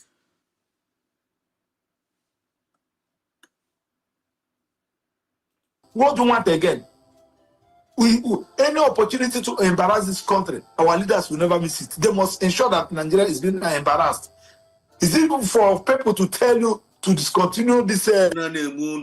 Honorary effect, we don't change the mass and the 5 years of effect on the reach court. Every day with a mass and can necessary photo. Eh? One I'm going to walk one down. We don't declare one. This this is exactly where Biafra spirit is reacting over this matter. I cannot just react over this like this. Hey, they can't grow their page every day, every month. After such a picture, we send in on their platform. We already grow. I'm telling you. I'm telling you about Kitty. And this is I'm not talking no DPM one way, but DPM was here now. Stop going to court. Hey, why you shot a prisoner from there? And I don't see it. And Fulani or Fulani, that actually can no DPM, can DPM Barahamba say stop going to court before. I'm Kusega court. And I told you I get to Kwasa Nelushi. We the citizens of Biafra are telling you people, stop going to that stupid court. Chinekana Bunoko. Usenegadia. So when Muru Nagadia will try his report. Or from one story to another. Every day they keep on postponing. Then they keep on following them going to court. No influence that court you are going. So when they have opening up his mouth at Bogunia, Nigerian court can never save man. You don't know so where they could go already. What's the Nigerian court can never save man and Carlo? The only thing can save man and Carlo revolution now. You know Bokuria. I don't want to hear hit in Nigeria. Because Nigeria can get man and Carlo pending Nigerian channel before. And for me to even answer the question of Mazi Enugu, also the reason why I can't say that now. Can't say that from my own side. The reason why Pharaoh arrest Moses, number one, I like Monye to Satura John 1, also number one. Moses was not sold out. Moses Moses. They betrayed Moses. Moses saved the Hebrew from the Egypt. Only Hebrew gaga super Moses imi. Say no one there only hero. Where Moses went on a title. Moses is also. But when the other was also keeping a large back. And Diana Barossa, I want you to save them. Diana Barossa. The reason why Moses is well boss in the land because Munias betrayed Ria. Yes, what kind of people is this? Up on an is on the Yahoo Palace here. Have what palace here. Gagana talk also onye nwanne onye Israel so yimi onye Jew super yimi. Yes, for this people to sell me, to betray me. Yes, is in Egypt bapuzie basi osondo babazie na wilderness but mutezi onwe ya in another different world. No se ba ozo onye azuzu atoro zuwazi atoro na mutezi ego je erisi nri akpoye anoze ba akponyezi enwai ebe akọ wee luzie nwanyị ebe ọ nọ na-akpazi atụrụ ahụ ọ nọ na-akpatata atụrụ gee ntị ọfụma according to the history book ya na ozefuzi ebe ọkụ na ahịa na-ere ọkụ pụta ahịa na-ere ọkụ dị ahịa ha na abụọ na abụọ The leaf can be fresh, but how can na the leaf? This is uncommon. You need to approach. Never goes when we say they call it. Goes in Egypt. Tell Pharaoh, let my people go. Chineke, you might hear Moses to Chineke na. O say ni makwa onye wu Pharaoh ayi na-ekwu okwu ya. Ni makwa onye wu Pharaoh. Okay, Moses were a human being, and a God was talking to Moses. A God was talking to Moses. Then Moses said about God. No more wu Pharaoh. Because he watch how Pharaoh that's we be done back, which means that Pharaoh and where God. That Pharaoh and where God, but how a man made God, or original God. Chineke na say no one I am that I am. Na giga agba no one God I am that I am. No one okarichara, okasere, okarichara. Ige ji ya we mara na ya makariri Moses ahụ. Ogini mechara me. Mgbe Moses metara agazi obi ga gbazie onwunye ebube agụ na-eje agụ. Ebube agụ na-eje agụ. Ịmakwuru ebube agụ na-eche Maazị Nnamdi Kanu ebe ya fọ nọ n'ime ya. Why na ebube Maazị Nnamdi Kanu ịma ihe na-eche ya? Nigeria na-atụ Nigeria emeghị ya ịma the reason why Moses ebe fere emeghe Moses arrest wo. Moses pay ya number si ya let my people go. Moses fere si ya no because ọ bụzọ megode miracle. Ya fugodi miracle isi jugodi fere oyi. Then ya mecha ya si ya he double the punishment with hope na ha na-amazi aka. Ihe a na-eme mgbe ha na-ama aka. Moses Pharaoh na-ama aka with the power of God. I am him arrest Moses. He was competing with the power of God. Actually, man, the power sent Moses. Someone that thing away supreme being. He was him many Moses arrest. Kita na this one actually Ibu Maazị Nnamdi Kanu the same thing now. The same thing now because I remember Moses say let my people go. The Pharaoh Joe, you made one miracle. The next time Pharaoh position Moses or was here because Siabiko Bara, Nabiko Nabaze Chineke na wepuzi awa na tazi everywhere. I will do everywhere. But tell your God, go up power. No Palawa, no game na alawa. Moses Agawa consult to Chineke na. Siawan Nande go. No, I say you Palawa, Nande Muzer alawa. But Chineke na mana Moses no ge kwe. Chineke na make every we pro hawo. No precise awa say Moses say na awa go na confirm go na awa go no ogbe. Nga Moses Pharaoh happens to Israel ala yosimba na ha gala ndị men na say why are you doing like this now? Yes no na happen da ala ole ndị wonde ga safu ha ole ndị ga wo scientist ha ole ndị ga na-ehichasịrị ha ike ole ndị ga na-azara ha main road ole ndị ga wo dia doctor no makuri hu na akọ he refused to allow them go because they cannot do without the Jews. They cannot do without them. The reason why Nigeria kwa anyị ala now because they cannot do without us. Anyị ndụ ha. So now ha gonna ga mee arrest kidnap Maazị Nnamdi Kanu. Nke a na for a purpose. Chineke na allow ha jide Maazị Nnamdi Kanu because ụmụ ya chọrọ o mere allow ha jide Maazị Nnamdi because ụmụ ya chọrọ iji ya wee gosi ndị Nigeria. Amaghị na enwetago the answer now. Odogwu Enugu ama m na-emecha ihe wee asago nge dị ajụjụ. Yeah, from my own side. So this time if I go now, Maazị Nnamdi Kanu if eji kita now, the tough. Yanwa would the courageous, and yanwa would the unstoppable, and all yanwa our black messiah. I am who's your man with Rudu Nabalia. I am who get Jinaka, no one also to Jinaka. Maazị Nnamdi Kanu Nelanya now would the tough. Yamanaka ne Jenny Nenia. Yanwa wogene, the courageous. Yama wogene. The unstoppable. And the Maazị Nnamdi Kanu the man expect anyone who the followers of his, we must be tough like him. If you don't have the tough spirit like Maazị Nnamdi Kanu, you are a joker in this Biafra movement. If you don't have the courageous spirit like him, you are deceiving yourself. If you're unbribable, in order. If you're unstoppable, in order. But if you are stoppable, check his nde kwusichara onwe ha n'ọrụ, ma ndị emechara resign, ewetara anyị ọnụ. Ndị resign nchara na movement a na-apụta na-abịa enye ya advice. Chekisere ndị gara aga resign cha. Abịa ha na-agwazi anyị na ha nwawu freedom fighter. Ndị resign na resign na claim freedom fighter. Then ndị ka nọ na the movement a na-akpụzi ya content creator. A na-aka ya ọwụrụ akọ. A na-ekpe ikpe onye kidnap ikpe na-adịsposi na-ekpe ekpe a na-ekpe ya na Nigeria. A na-aka ya ọwụrụ akọ. One USB is going to end all those mess. Stand still and see the salvation of God. The Egyptians you see today, you shall see them no more. Burundi and Obi. How did they disappear? All the enemies of our freedom. All of them are heading towards the Red Sea. Our joke. Our joke. One day. This is distraction and focus what is Mazi focusing you. Exodus. Why you are elected? Why? Huh?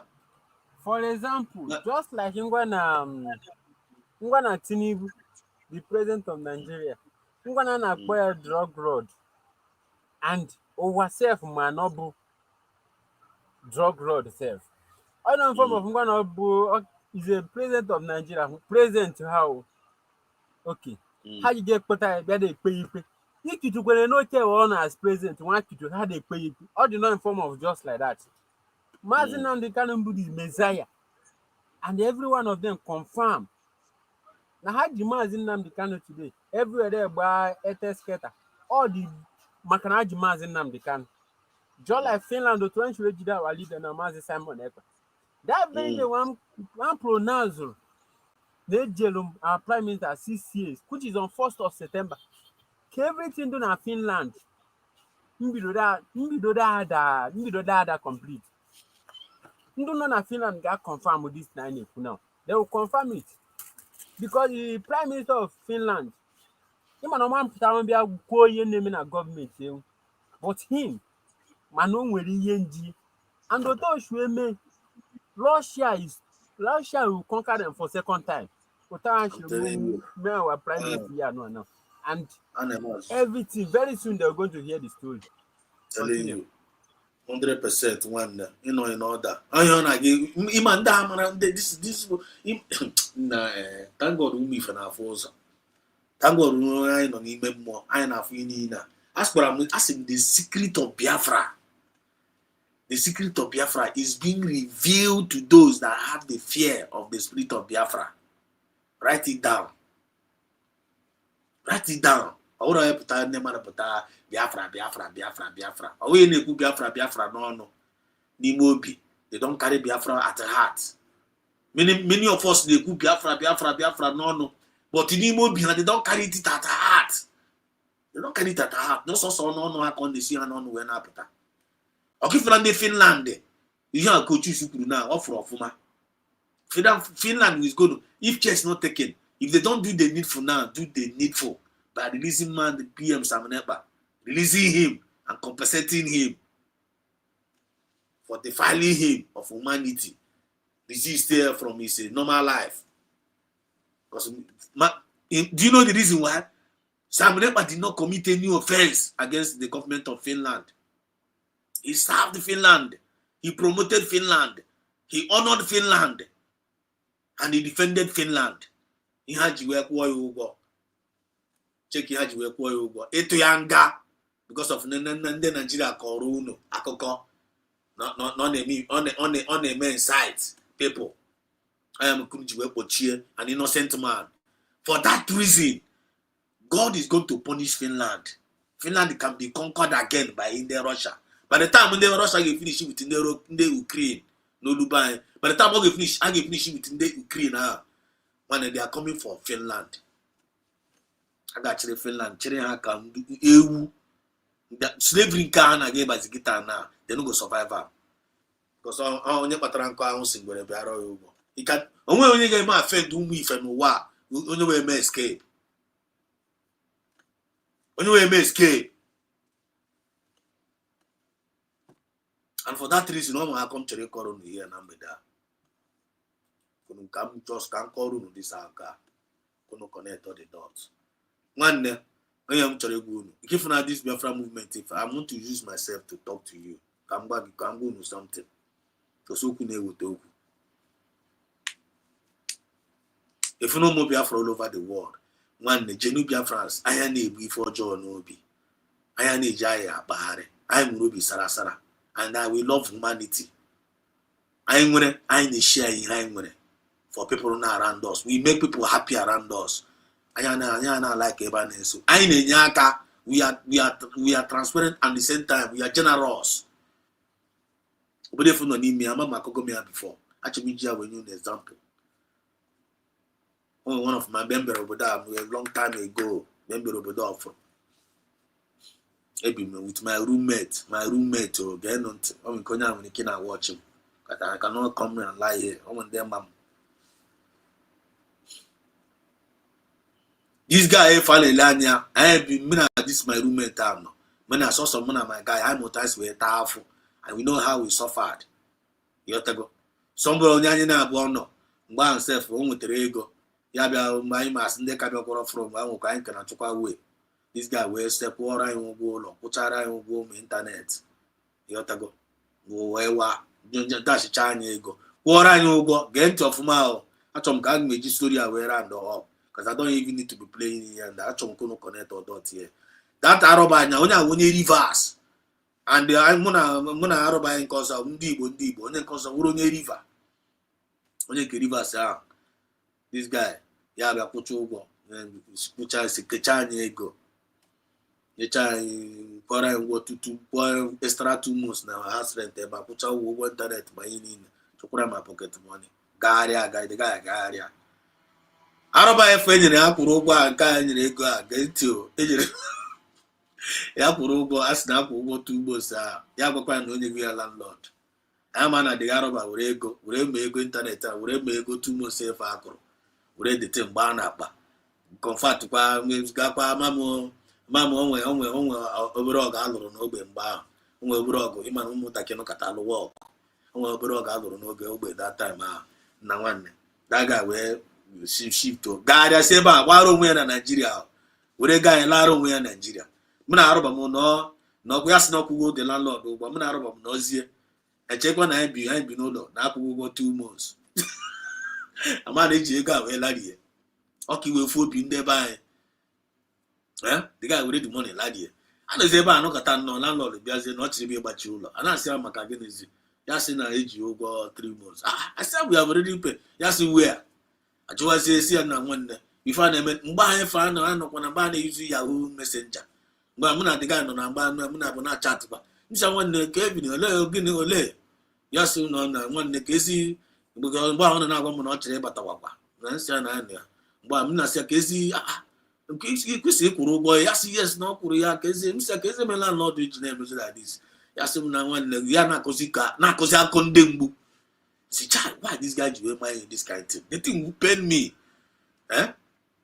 mgbe my guy sị na ya calm down na binigwe ga-emekiri onwe ya wee ụta ka esi wee ọzụrụ raise ego a ga-akwụ ụgwọ wetakwa ụlọ ọzọ kwụọ ụgwọ bidokwa ụwa n'isi ebe ahụ anọzi ebe ahụ ịghọtago otu Chineke na-esi eme ihe anọzi ebe ahụ sef nnọọ this guy batawa kpọzie m na ọ batakwa n'ogbe na MC a na anyị nọ ya ọ na aka nọkwa na MC a yes na ebe ahụ ọ hapụrụ anyị n'ebe a ka anyị nọ ebe a ka anyị nọkwa ya ị ga wee zuzuru nnọọ tụọ down pụtazie gbagozie ebe ahụ ọfụzie anyị ya na ozie na-akpọzi na fon mgbuo kọl ya sị m na ya goziri ebe a na ebe a gbachiri agbachi na msi nwanne ọnụ ebe ahụ akwụrụ n'ụgwọ ya na ga mepee dọọ baezie ebe ahụ na birizie na ọkwa gụnwa ji ụgwọ dị ụlọ n'ụlọ gụ na kwesị na ọgụnwa nwedị ụlọ banye ndị a na ara agbazie ya ị ga nozi n'ala ya nsi ya ọsị ebe ya na msi ya na msi anyị na-anọ n'ogbe ya sị m na ebe msi ya yes anyị nwetụrụ ụlọ ọzọ ebe a na msi ya nwanne ga-agbagote ihe I will come and meet you downstairs ga meetizie downstairs na-enene ya na-enene m msi ya nwanne si nwere ụdị obi ime this kind thing si nwere ụdị obi ime anyị this kind thing gụnwa akwụkwọ nwanne m ya kọrọba ga agbụgo ya ọkọrọgbatu m si ya ma ihe mere na he meant evil for me he meant evil for us but God have turned it around for good. Yotago ịchọrọ itipịa anyị Chukwu na-asị mba because onweghị ọjọọ anyị mere gị ifuna ụmụ jenu Biafra ụmụ ife ifela maazị Nnamdi Kalụ ifuna PM Sam Nekpa ha na-eji ife ọjọọ n'obi na-akpagharị ha awụ mmiri debi water when you make them your enemy you go suffer. That is what Nigeria is going through today because they make us our enemy. When you Nigeria will continue to suffer and suffer and suffer for them to make Biafrans their enemy. Ke yo job Biafra mere ha. Ke maazị Nnamdi Kalụ mere. Ke offense committee. Wara na apịtọ arị. Then ndị diswosi ikwu okwu nka na-ekwu okwu. So that guy discharged me someone the money guy bag you know. I wanted to like but for that art for art I'm simba. Muno nye second chance muna be no law. When I'm Ricky boom mad. Someone nigga she wa muna guy bag be. I know go fear allow you. The quay by busy now, but you go come up there. Discharge the guy, discharge ya. Onye nka. Muna onye cause no kwa no nka for me na no kwa and we are living fine. I'm going to talk about the Biafra and about Biafra. I rent around all. Onye nka bia wuruzi onye mbise.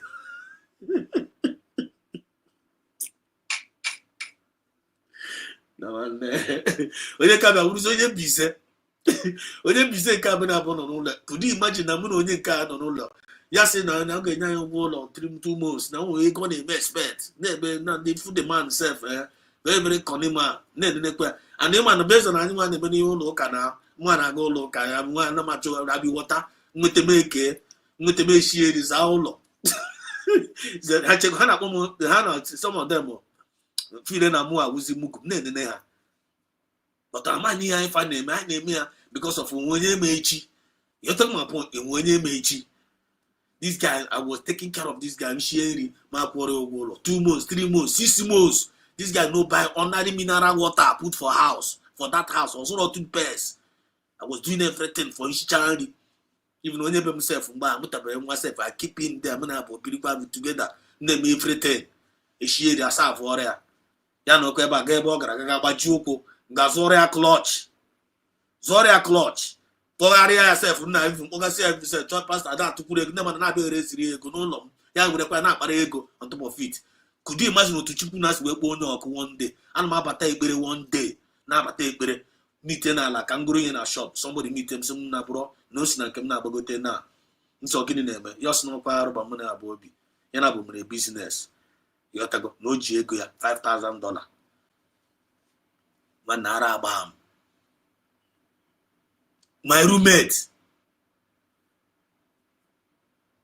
onye gịnị onye bai onye mbise mse onye nka m na-abụ bi n'elu nka nọ na-egotebe mineral water na-egotebe ordinary toothpaste ordinary groundnut for monday siri m ọma na-eme ihe niile na-akarị ya na o mere business na ya jide yes yes na even ya na-abọchara ịlụ ọgụ n'elu thank God na ọfụrụ m si dị shon ihe anyị na-ekwu na ịgbago n'elu na ị ga-ekwu the same thing yos na nwe onye abịara ebe ịkụ asịrị anyị bịa ka gbago n'elu.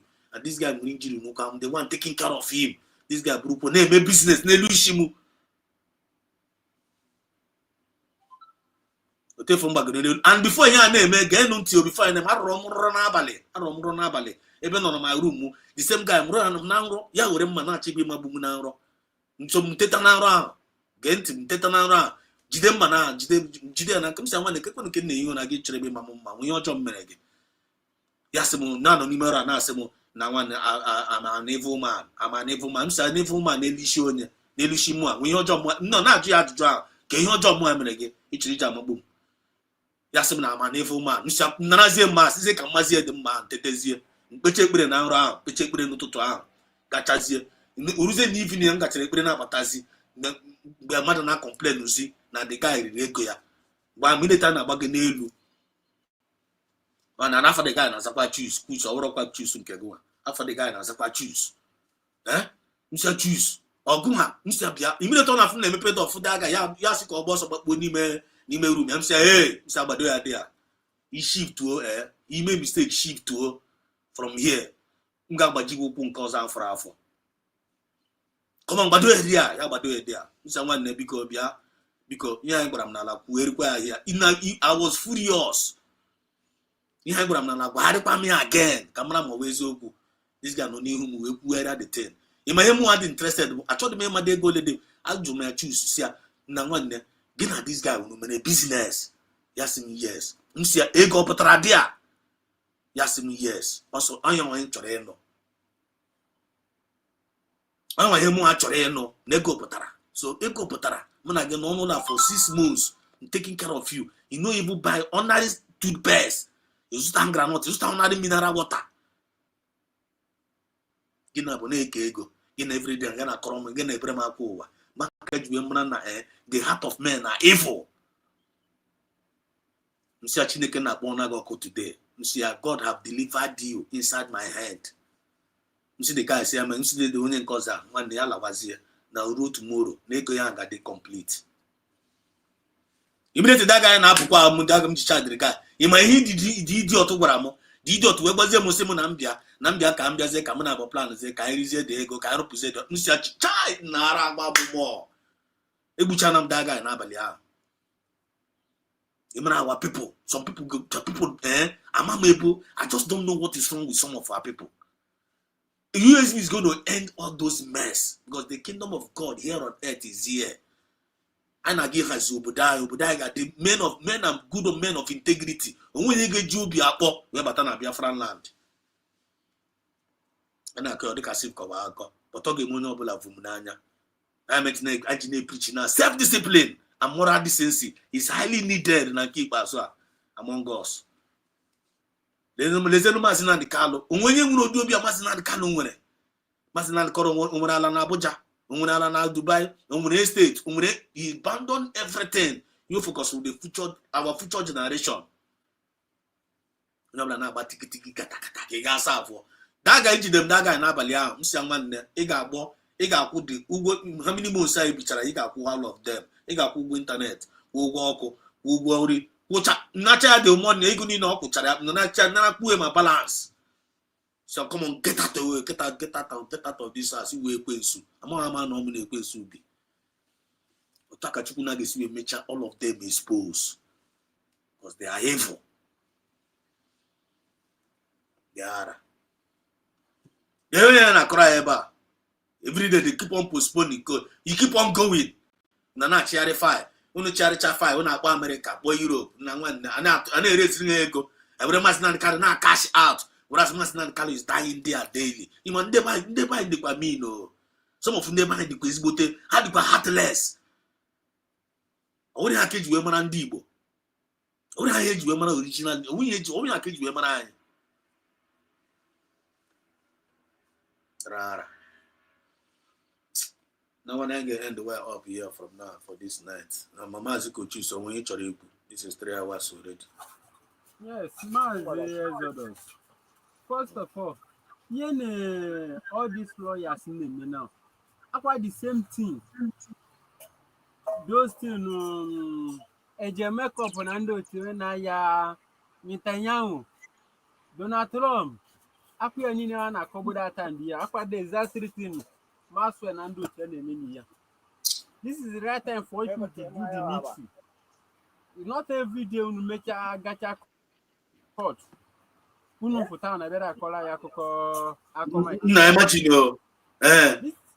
the time. Exactly thing. And you make up na nwa eshi nkwacha na ndo tene me that time dia. Onwe he di iche. Yeah, Donald Trump. Or Donald Trump gave you freedom only. You people, we are the ones to give ourselves freedom. Nobody will be going to give you freedom.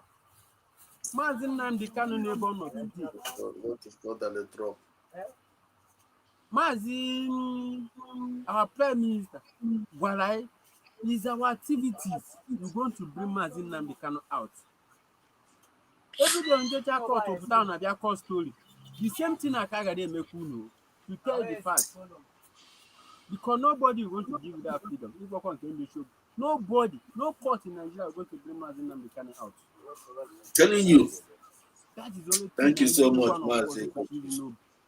Today. Thank you so much. Thank you so much. I use my mic from here. Thank you so much. Thank you so much, Mazi. Because you go go see again. It was but the wife. If I'm with a conscience, I'm with a conscience, I'm with a limit of you know for an name. The mother dreaming, Kaobi. But I'm feeling my head, feeling the smart. Can go happy bear.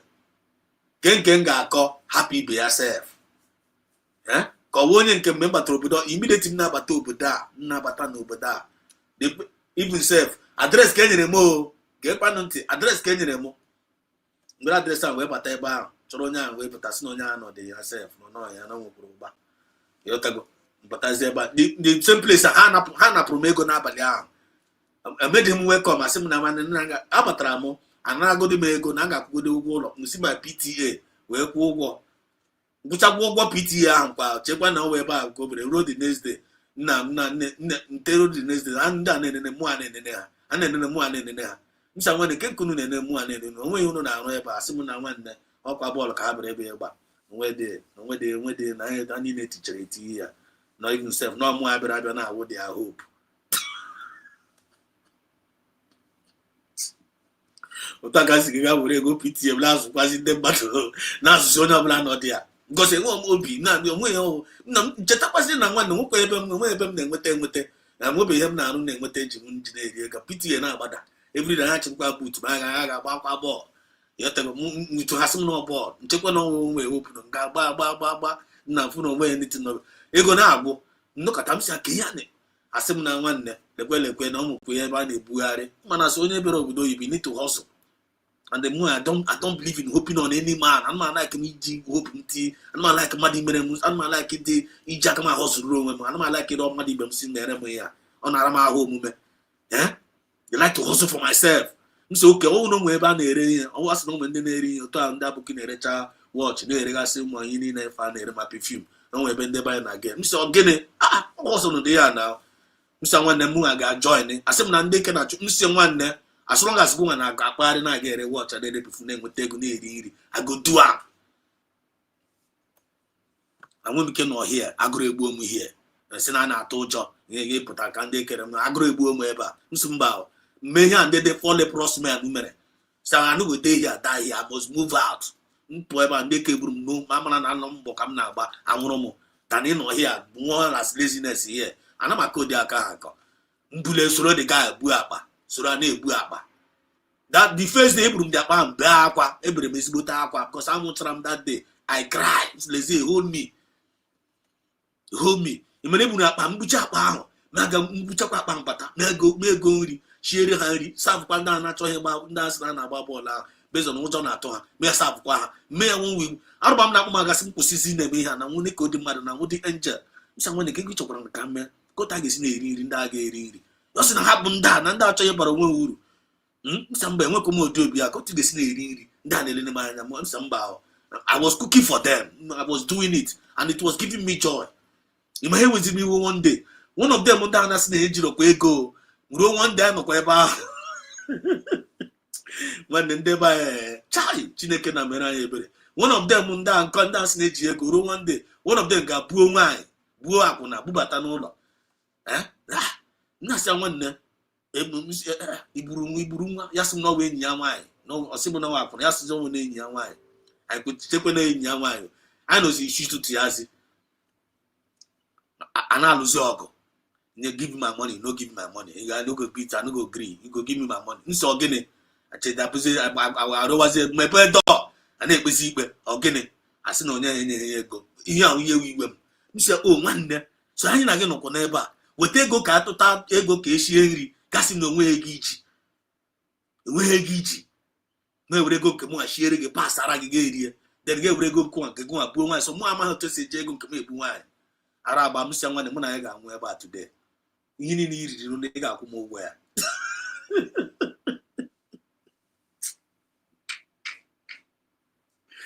I hope you people are connecting the dots. The tough, the courageous, the unstoppable. Mazi Kalu is our black messiah. We must be as tough as our leader. We must be courageous like him, and we must be unstoppable. Because I need to remember the Georgia. Onye ọbụla na-aga ekwusi anyị na-aga ekwusi onwe ya. Onye ọbụla na-aga stop anyị na-aga stop onwe ya. I'm telling you, because of him, we are not alone. Chukwu na na-alụrụ ọhụrụ anyị na-eji aka anyị alụ. Mgbe ụfọdụ anyị chọrọ ịlụkwa na-alụ, ọ na-adị anyị chọrọ ịlụ alụ, anyị lụọ anyị na-emeri. Ma ya alụ ha alụ, Chukwu na na-alụrụ anyị. Anyị sị ka ntị unu n'abalị a nwanne, Chukwu na-agọzi unu niile. Maazị Oshon, can you hear me? Ị na ọ dị a ka ịchịkọta anyị na Maazị Oshon na-ekwucha n'afọ n'abalị a. Nwanne, Maazị Ezeros. Ndewo. Nwanne, you have done very much well. 3.5 hours. Oh no, we can compare what top point now, but it's quite more low. No, Man, I no, said a no, lot. no, I made some no. references. You're in spirit. You're in spirit. The only thing guy, every Biafra that matters, every Biafra that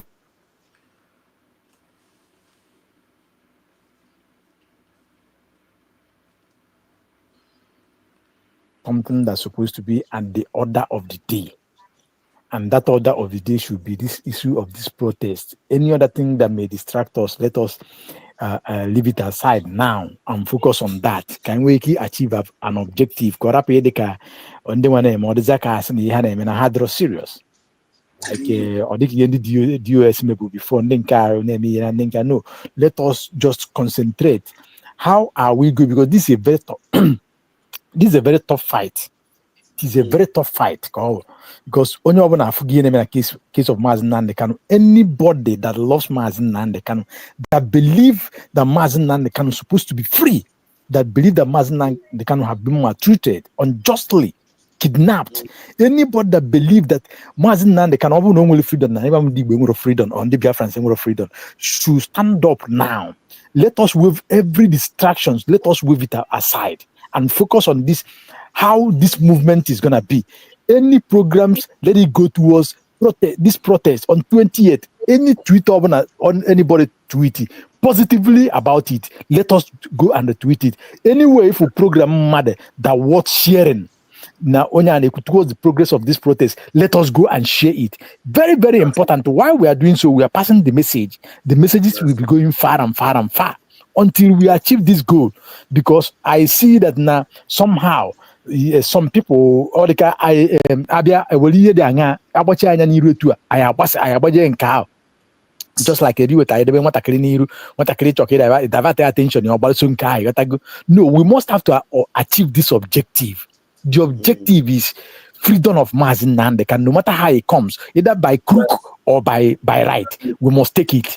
My Simon ever say Mazen Nandeka, any condition or accept it, come out. My brother, it takes those who understand to know what it means. So we must have to do everything humanly possible at this last jab. We will not allow them to knock us down. We will put them where they belong because I am abunde megide. I am megide. I am abunde inde ane tibu ne mebu no dio na na life. No, we cannot. We have to na azu etu ebunisi na azu we biogo. In the sense of nature the guy na aja ebe ka igbo eje na. Onye owo na such with the true na be ya. Onye anwa enwere ozi ebe ogbo eje. The next place boy begin you turn actual sound actually, and that is what we are all to do right now. Apart from it, ne doom konabia. That is the fact. There are more two ways about it. So let every hand be on desk. And I want to say this. Look, from going forward, you see, apart from DPM, the cabinet of USB, look, the next person that I respect, and I'm going to respect that person very well, is Sowore. The next person that I call a genuine Biafra is Sowore, followed by Atiku Abubakar and a Fulani man as well, the former vice president, and every other person that will come out. Peter Obi, we have seen the way he's coming. Well, I thank God because today he have said what he said. Maybe our submissions have pushed him out. And the former president, Goodluck Jonathan, we say kudos to him because he have proven that his name is Ebele and he's Ebele Jonathan. So these people are people that I respect and I'll continue to respect them. Every other person. If not opera, or just they shouldn't have arrested him at the first place. That is pure and fact. The word of P2B is a word of wisdom. That is pure and fact. This thing should have not happened in the first instances. I'm telling you. That means this is no case. What does war with one statement? Yeah, war in and you see, P2B is a man that is very intelligent, very, very calculative in every of his submission. My only doubt about him, or my only difference, let me say, not doubt, a difference about him is sometimes the way he handle things. He over pedal it, so pedal things. There comes a time.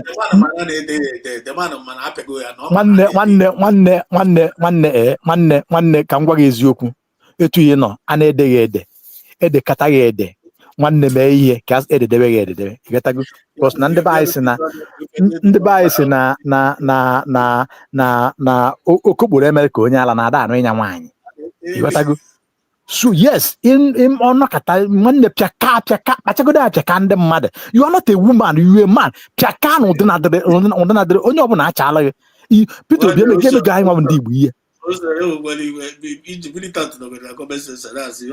Why is this still running? Ebe ka Oshoro gara, Oshoro pugo. Militant is not getting. Us now, why is this still running? The guy but the also Oshoro is back. EJ, Mama Taya, I'm pretty sure. Why is this still running? Oshoro, can you hear me? Military woman. Military woman say, military woman says, but why you keep to me still running? Why is this still running? Boy, I said, I want to get also. Biafra, which you talk about, but I want to get. Yes, now, yes. Imana, mbia na ngwe odaba nwewu. Igotago, yoke mampi, mbia na ga ngube. Odaba nwewu. Adade ma like ya. And odade ma ada anyala nchi anyala ka otalo. Nchi anyala ada atalo. Igotago. Manne Peter Obi ka ngwa ga eziokwu niile. If you talk about riches, if you talk about wealth, if you talk about education, if you talk about this, that guy is thinkingly rich, my brother, without making noise. He agota mmadụ one ka nwe ego. Genuinely can na agwa we rap ya na ụfọdụ na amacha apụta wele ego men na nwanne that guy is thinkingly rich.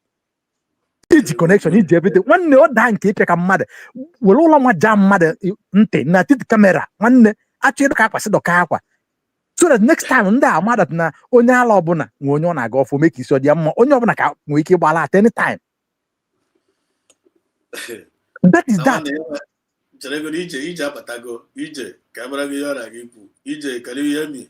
Maazị enweghị ihe ọbụla nna gị ikwu karịa biko Maazị Ocean iwe ezigbo nwa ife and ọ dị ka iwu pastọ mana ihe m chọrọ ịgwa gị wụ ị na-enye people accolade biko ị ga na-eji ya nwaanyị because first of all these ndị politician anọ na be anyị ụmụnne anyị awụ ndị politician ha niile gbam from A to Z. They are all working for the they are not working for us. Exactly. So exactly. I won't appreciate you this guy here. No, he did more harm than good. Nangbe oputara ime election na. Ihe o kara ime u join nwanne ya nwoke wo onye Igbo, wo onye Gbo. Si okay I kwere na Biafra, onye ụla chịkọta ọnụ na Biafra. Ndị a ga-atọ anyị ụjọ. Mana ya kewara sị gị na ọ na-aga ịzọ president. Kewa ndị na-eme ihe Biafra, ndị na-eme Biafra esoro ya na-eme obi gezi ha na obedient bullshit.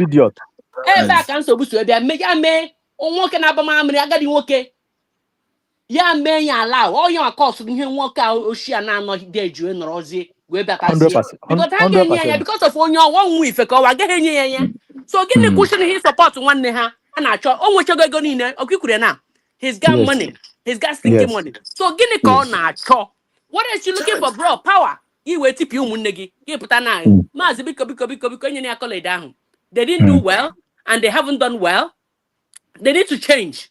You are not call you are condemned. You are covered up. You are not be out. Ite on damage control. It's not working. It's not gonna work. You have a mega work.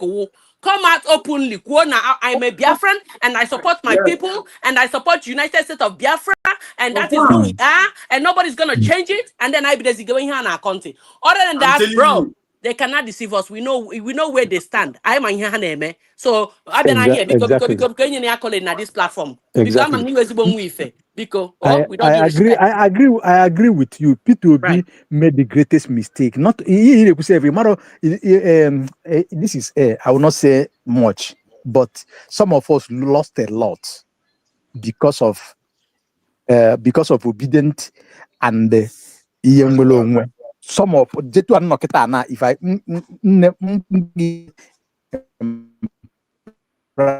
I won't believe it, but those are with it.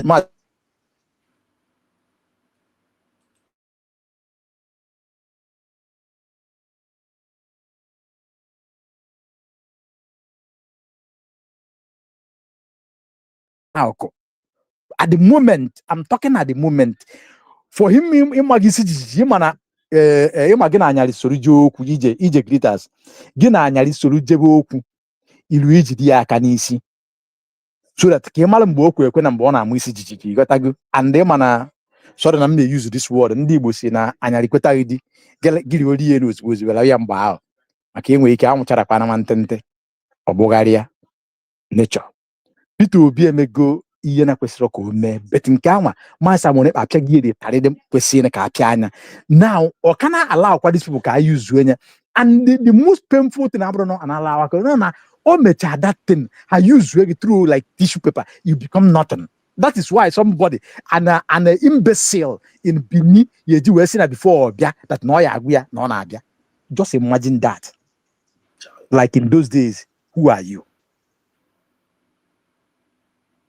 So ka ndapụ nke ahụ ka ndapụ ịgaba that very decent. Peter Obi emego nke ome mana at this time ka o sita wee dị mma ọnya gụrụ my major problem ka I achieve this objective. Peter Obi just like I said I give him the accolade but now ọ ga-akwụrụkwurusie ike. In fact nyanwa ya ebulu anyị ụzọ o kpuru ugegbe anyị obulu anyị ụzọ ndị mmadụ a na-esue Atiku Abubakar Sowore Goodluck Ebele Jonathan ndị gbogbo Kedafia Ụwazurike onye ọbụla ndị bari ma ndị ya apụta ndị senators ndị ya feburu ụzọ ụmụ ife anọzi a n'azụ citizens of the world and Nigerians anọzi a n'azụ na-ekwe n'ọkwa Nnamdi Kanu ka anyị chọọ sirapụla anya now kịta ọbụrụkwa nke ga-eji bịa nọ now asọrọ ọgụ ịma mmepe ụzọ gafere anyị ma ọ bụkwa na arapụla anya anyị ama mpụkwa n'ebe a na ọkwa na arapụla anya ha jee na DSS jee kpọta ya ka anyị kpọziara ya naba the treat enya so no nyanwa I agree with you 100% ije greeters so ndị be anyị biko ka our attention rapid much diverted this couple of days for ka anyị were eme much sensitizations and awareness so that ka anyone ọbụla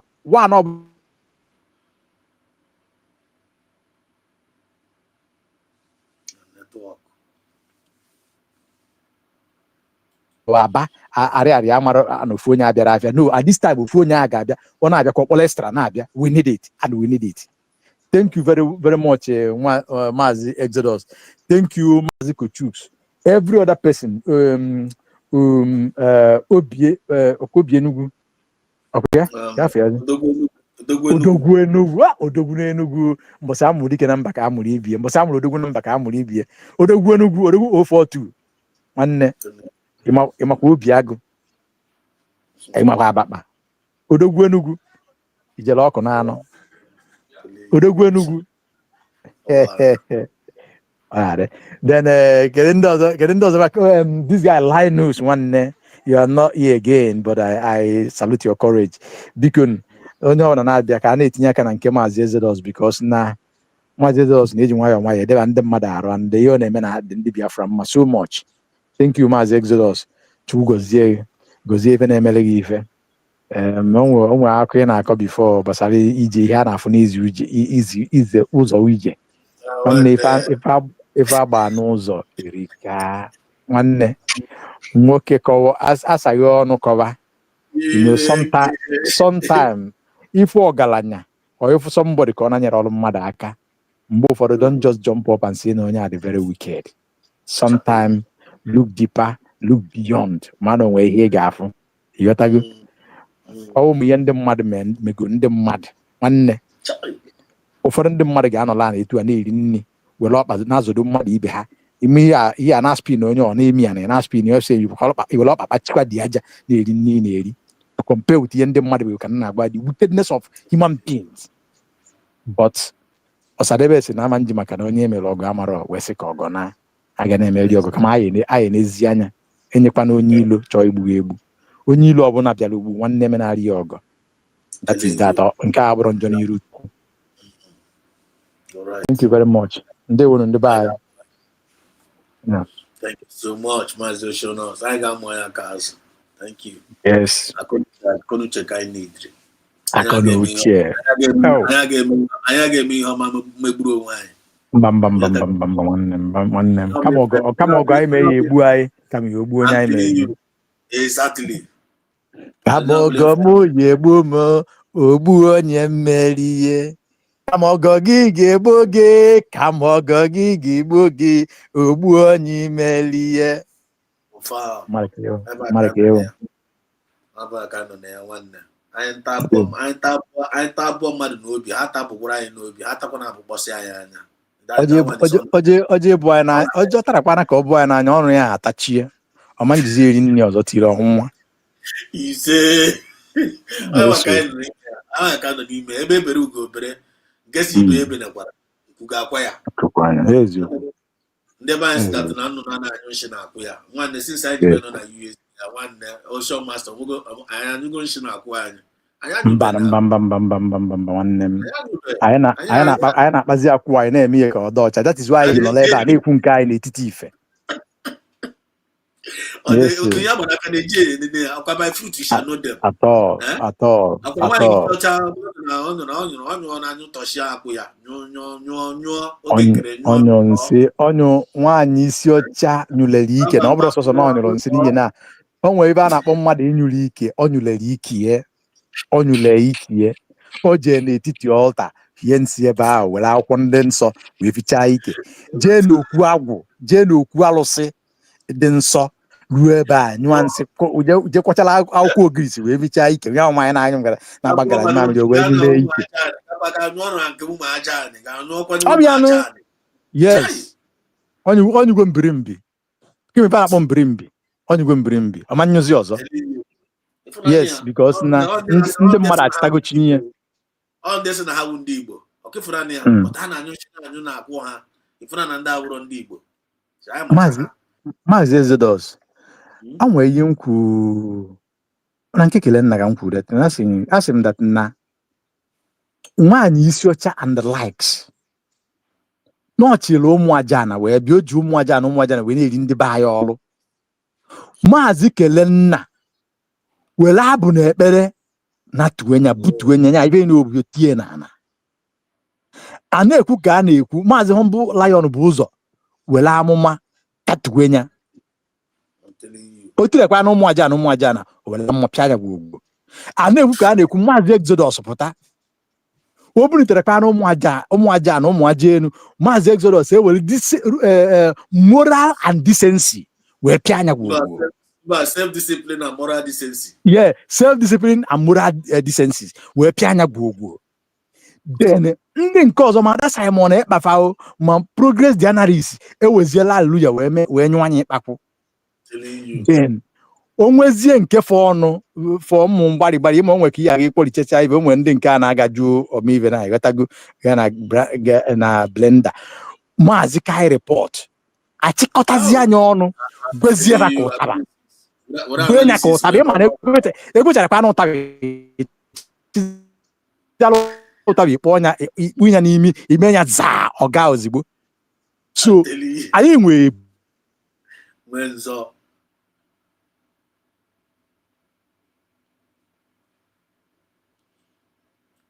You're right. Network. You're right, my brother. Telling you, I want Chukuna goes around with a lot of gift. Can you hear me? They want them. Okay. Thank you so much. Yeah.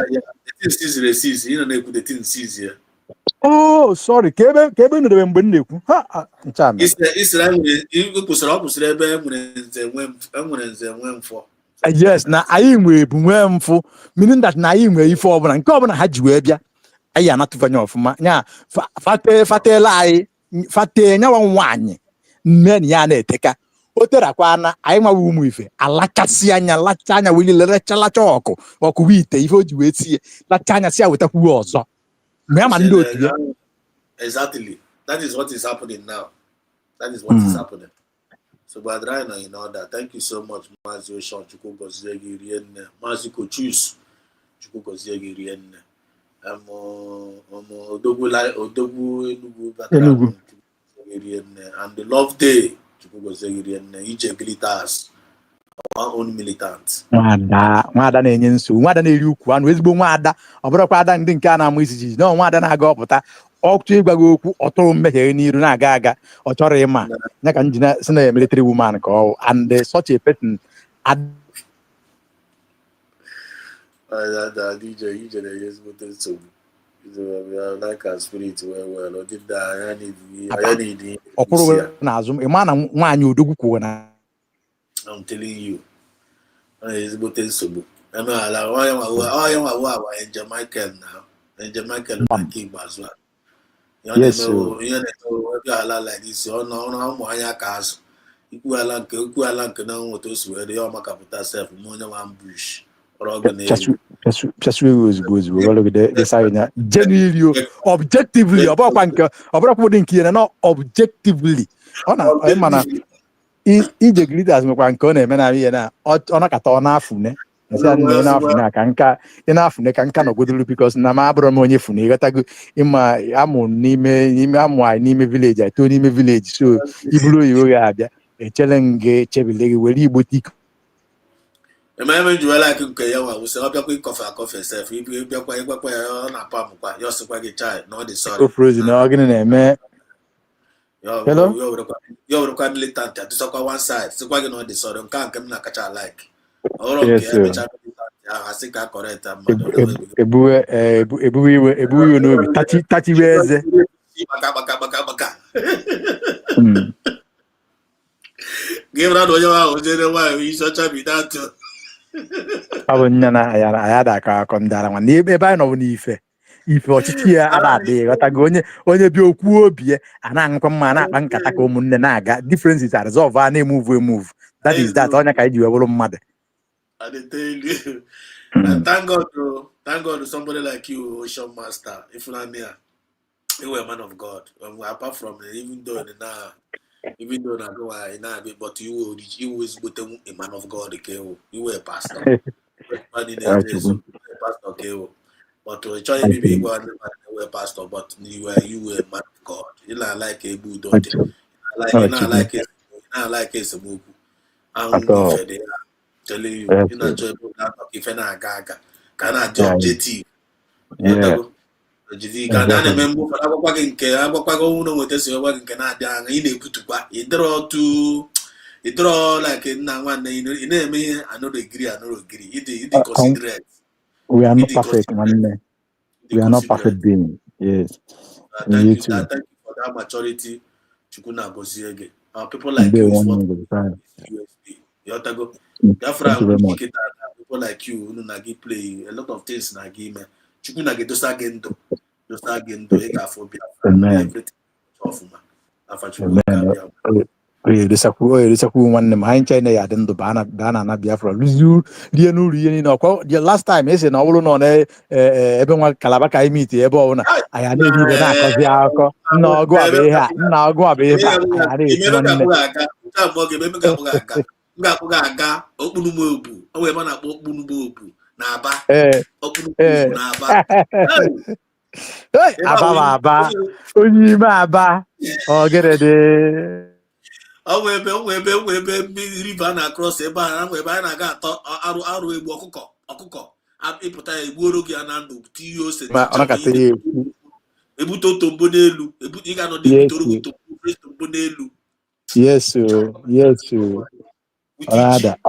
ọ ga-eme ji mmanụ ji arụrụ arụ n'owite ụkpaka na ụmụ ife ọkwa pepe soup ji porridge nke ọbụla emerie a na-eme ya ọ na-aga nwanne m ọkwa ndị Igbo ka anyị wee rie ife amela anyị o ji aga onye Igbo tie ọkpọ na ọbụrụ mkpume ọbụrụ ayọn ịghọtago so nwanne I haven't said that ndị be anyị biko why we are doing what we are doing we should never forget to support our government because we are in government.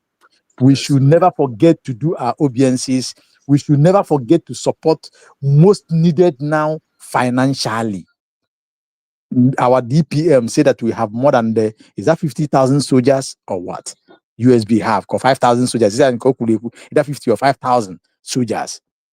of USB, United States of Biafra, they need financial support. USB is going for recognition. All these things, all the connections that they make all over the world, all these things are resources. And our leader, in the absence of Mazi Simon Ekpa is doing exceptionally well. A woman, a lady, a lioness, a man in a woman form. She's doing very well. Let us support and support and support. In Covenant, extremely, let us do it. Upon ndị na-eme ife ọjọọ na-eme nke ha. Why anyị nwabụzi ndị na-eme ife ọma na-ekwu na-azọ nwere onwe anyị ka ọ dịrị anyị mma? Why na ya eme nke anyị? We will continue to do it. Onye na-alụ nke ya ada akwụsị na ọ bụrụ na ọrụ ya agwụrụ ọ dị eme and ike ada agwụ onye anwa. Ndewonu. Thank you, Maazị Exodus. May God bless us. Thank you so much. So Muchukwu Kabiama, without wasting more time, long live Maazị Nnamdi Kanu, long live PM Simon Ekpa, long live Dr. Ngozi Arabez and all the genuine cabinet members. Long live all the USB forces that are taking good care of our land genuinely. We will protect to preserve and Chukwu Kabiama. I say, long live all the USB medias. I want to use this opportunity to thank each and every one of you in a very, very special way. Thank you for all the me for the on our USB. There's so much standing on the path of truth with that consistently, without shifting ground. Generation got the bless because we have sown a marvelous seed. And only what the genuine Biafrans all over the world. My brothers and sisters in our comment section. All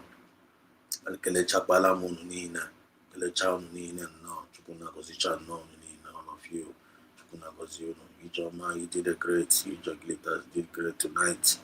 You're the queen of the comment section at the same time. Give it up on our studio.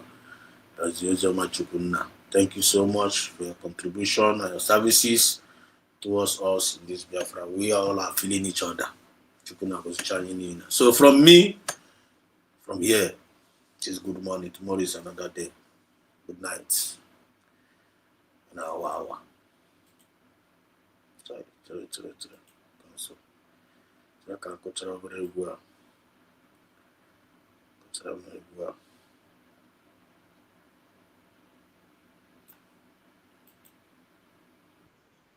Doctor, somebody who's not a doctor to treat him. To come and try and treat me. But up to now, they have not. They don't know what they're doing.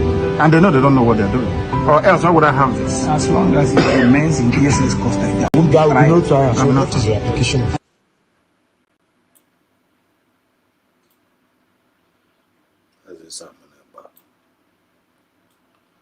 Simon Ekpa.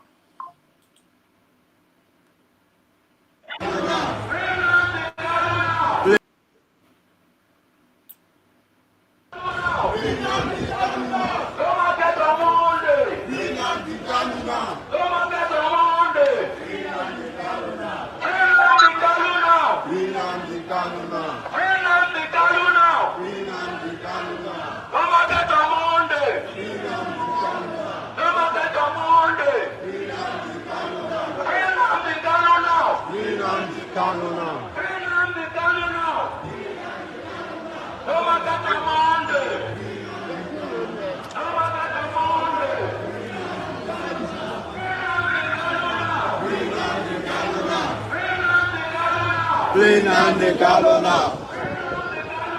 Free Nnamdi Kanu now. Free Nnamdi Kanu now. Free Nnamdi Kanu now. Free Nnamdi Kanu now. Free Nnamdi Kanu now.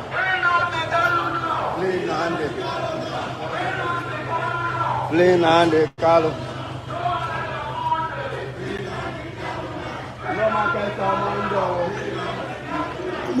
Monday.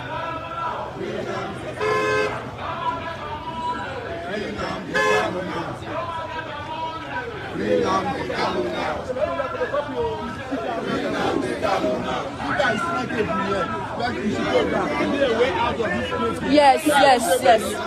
There's a way.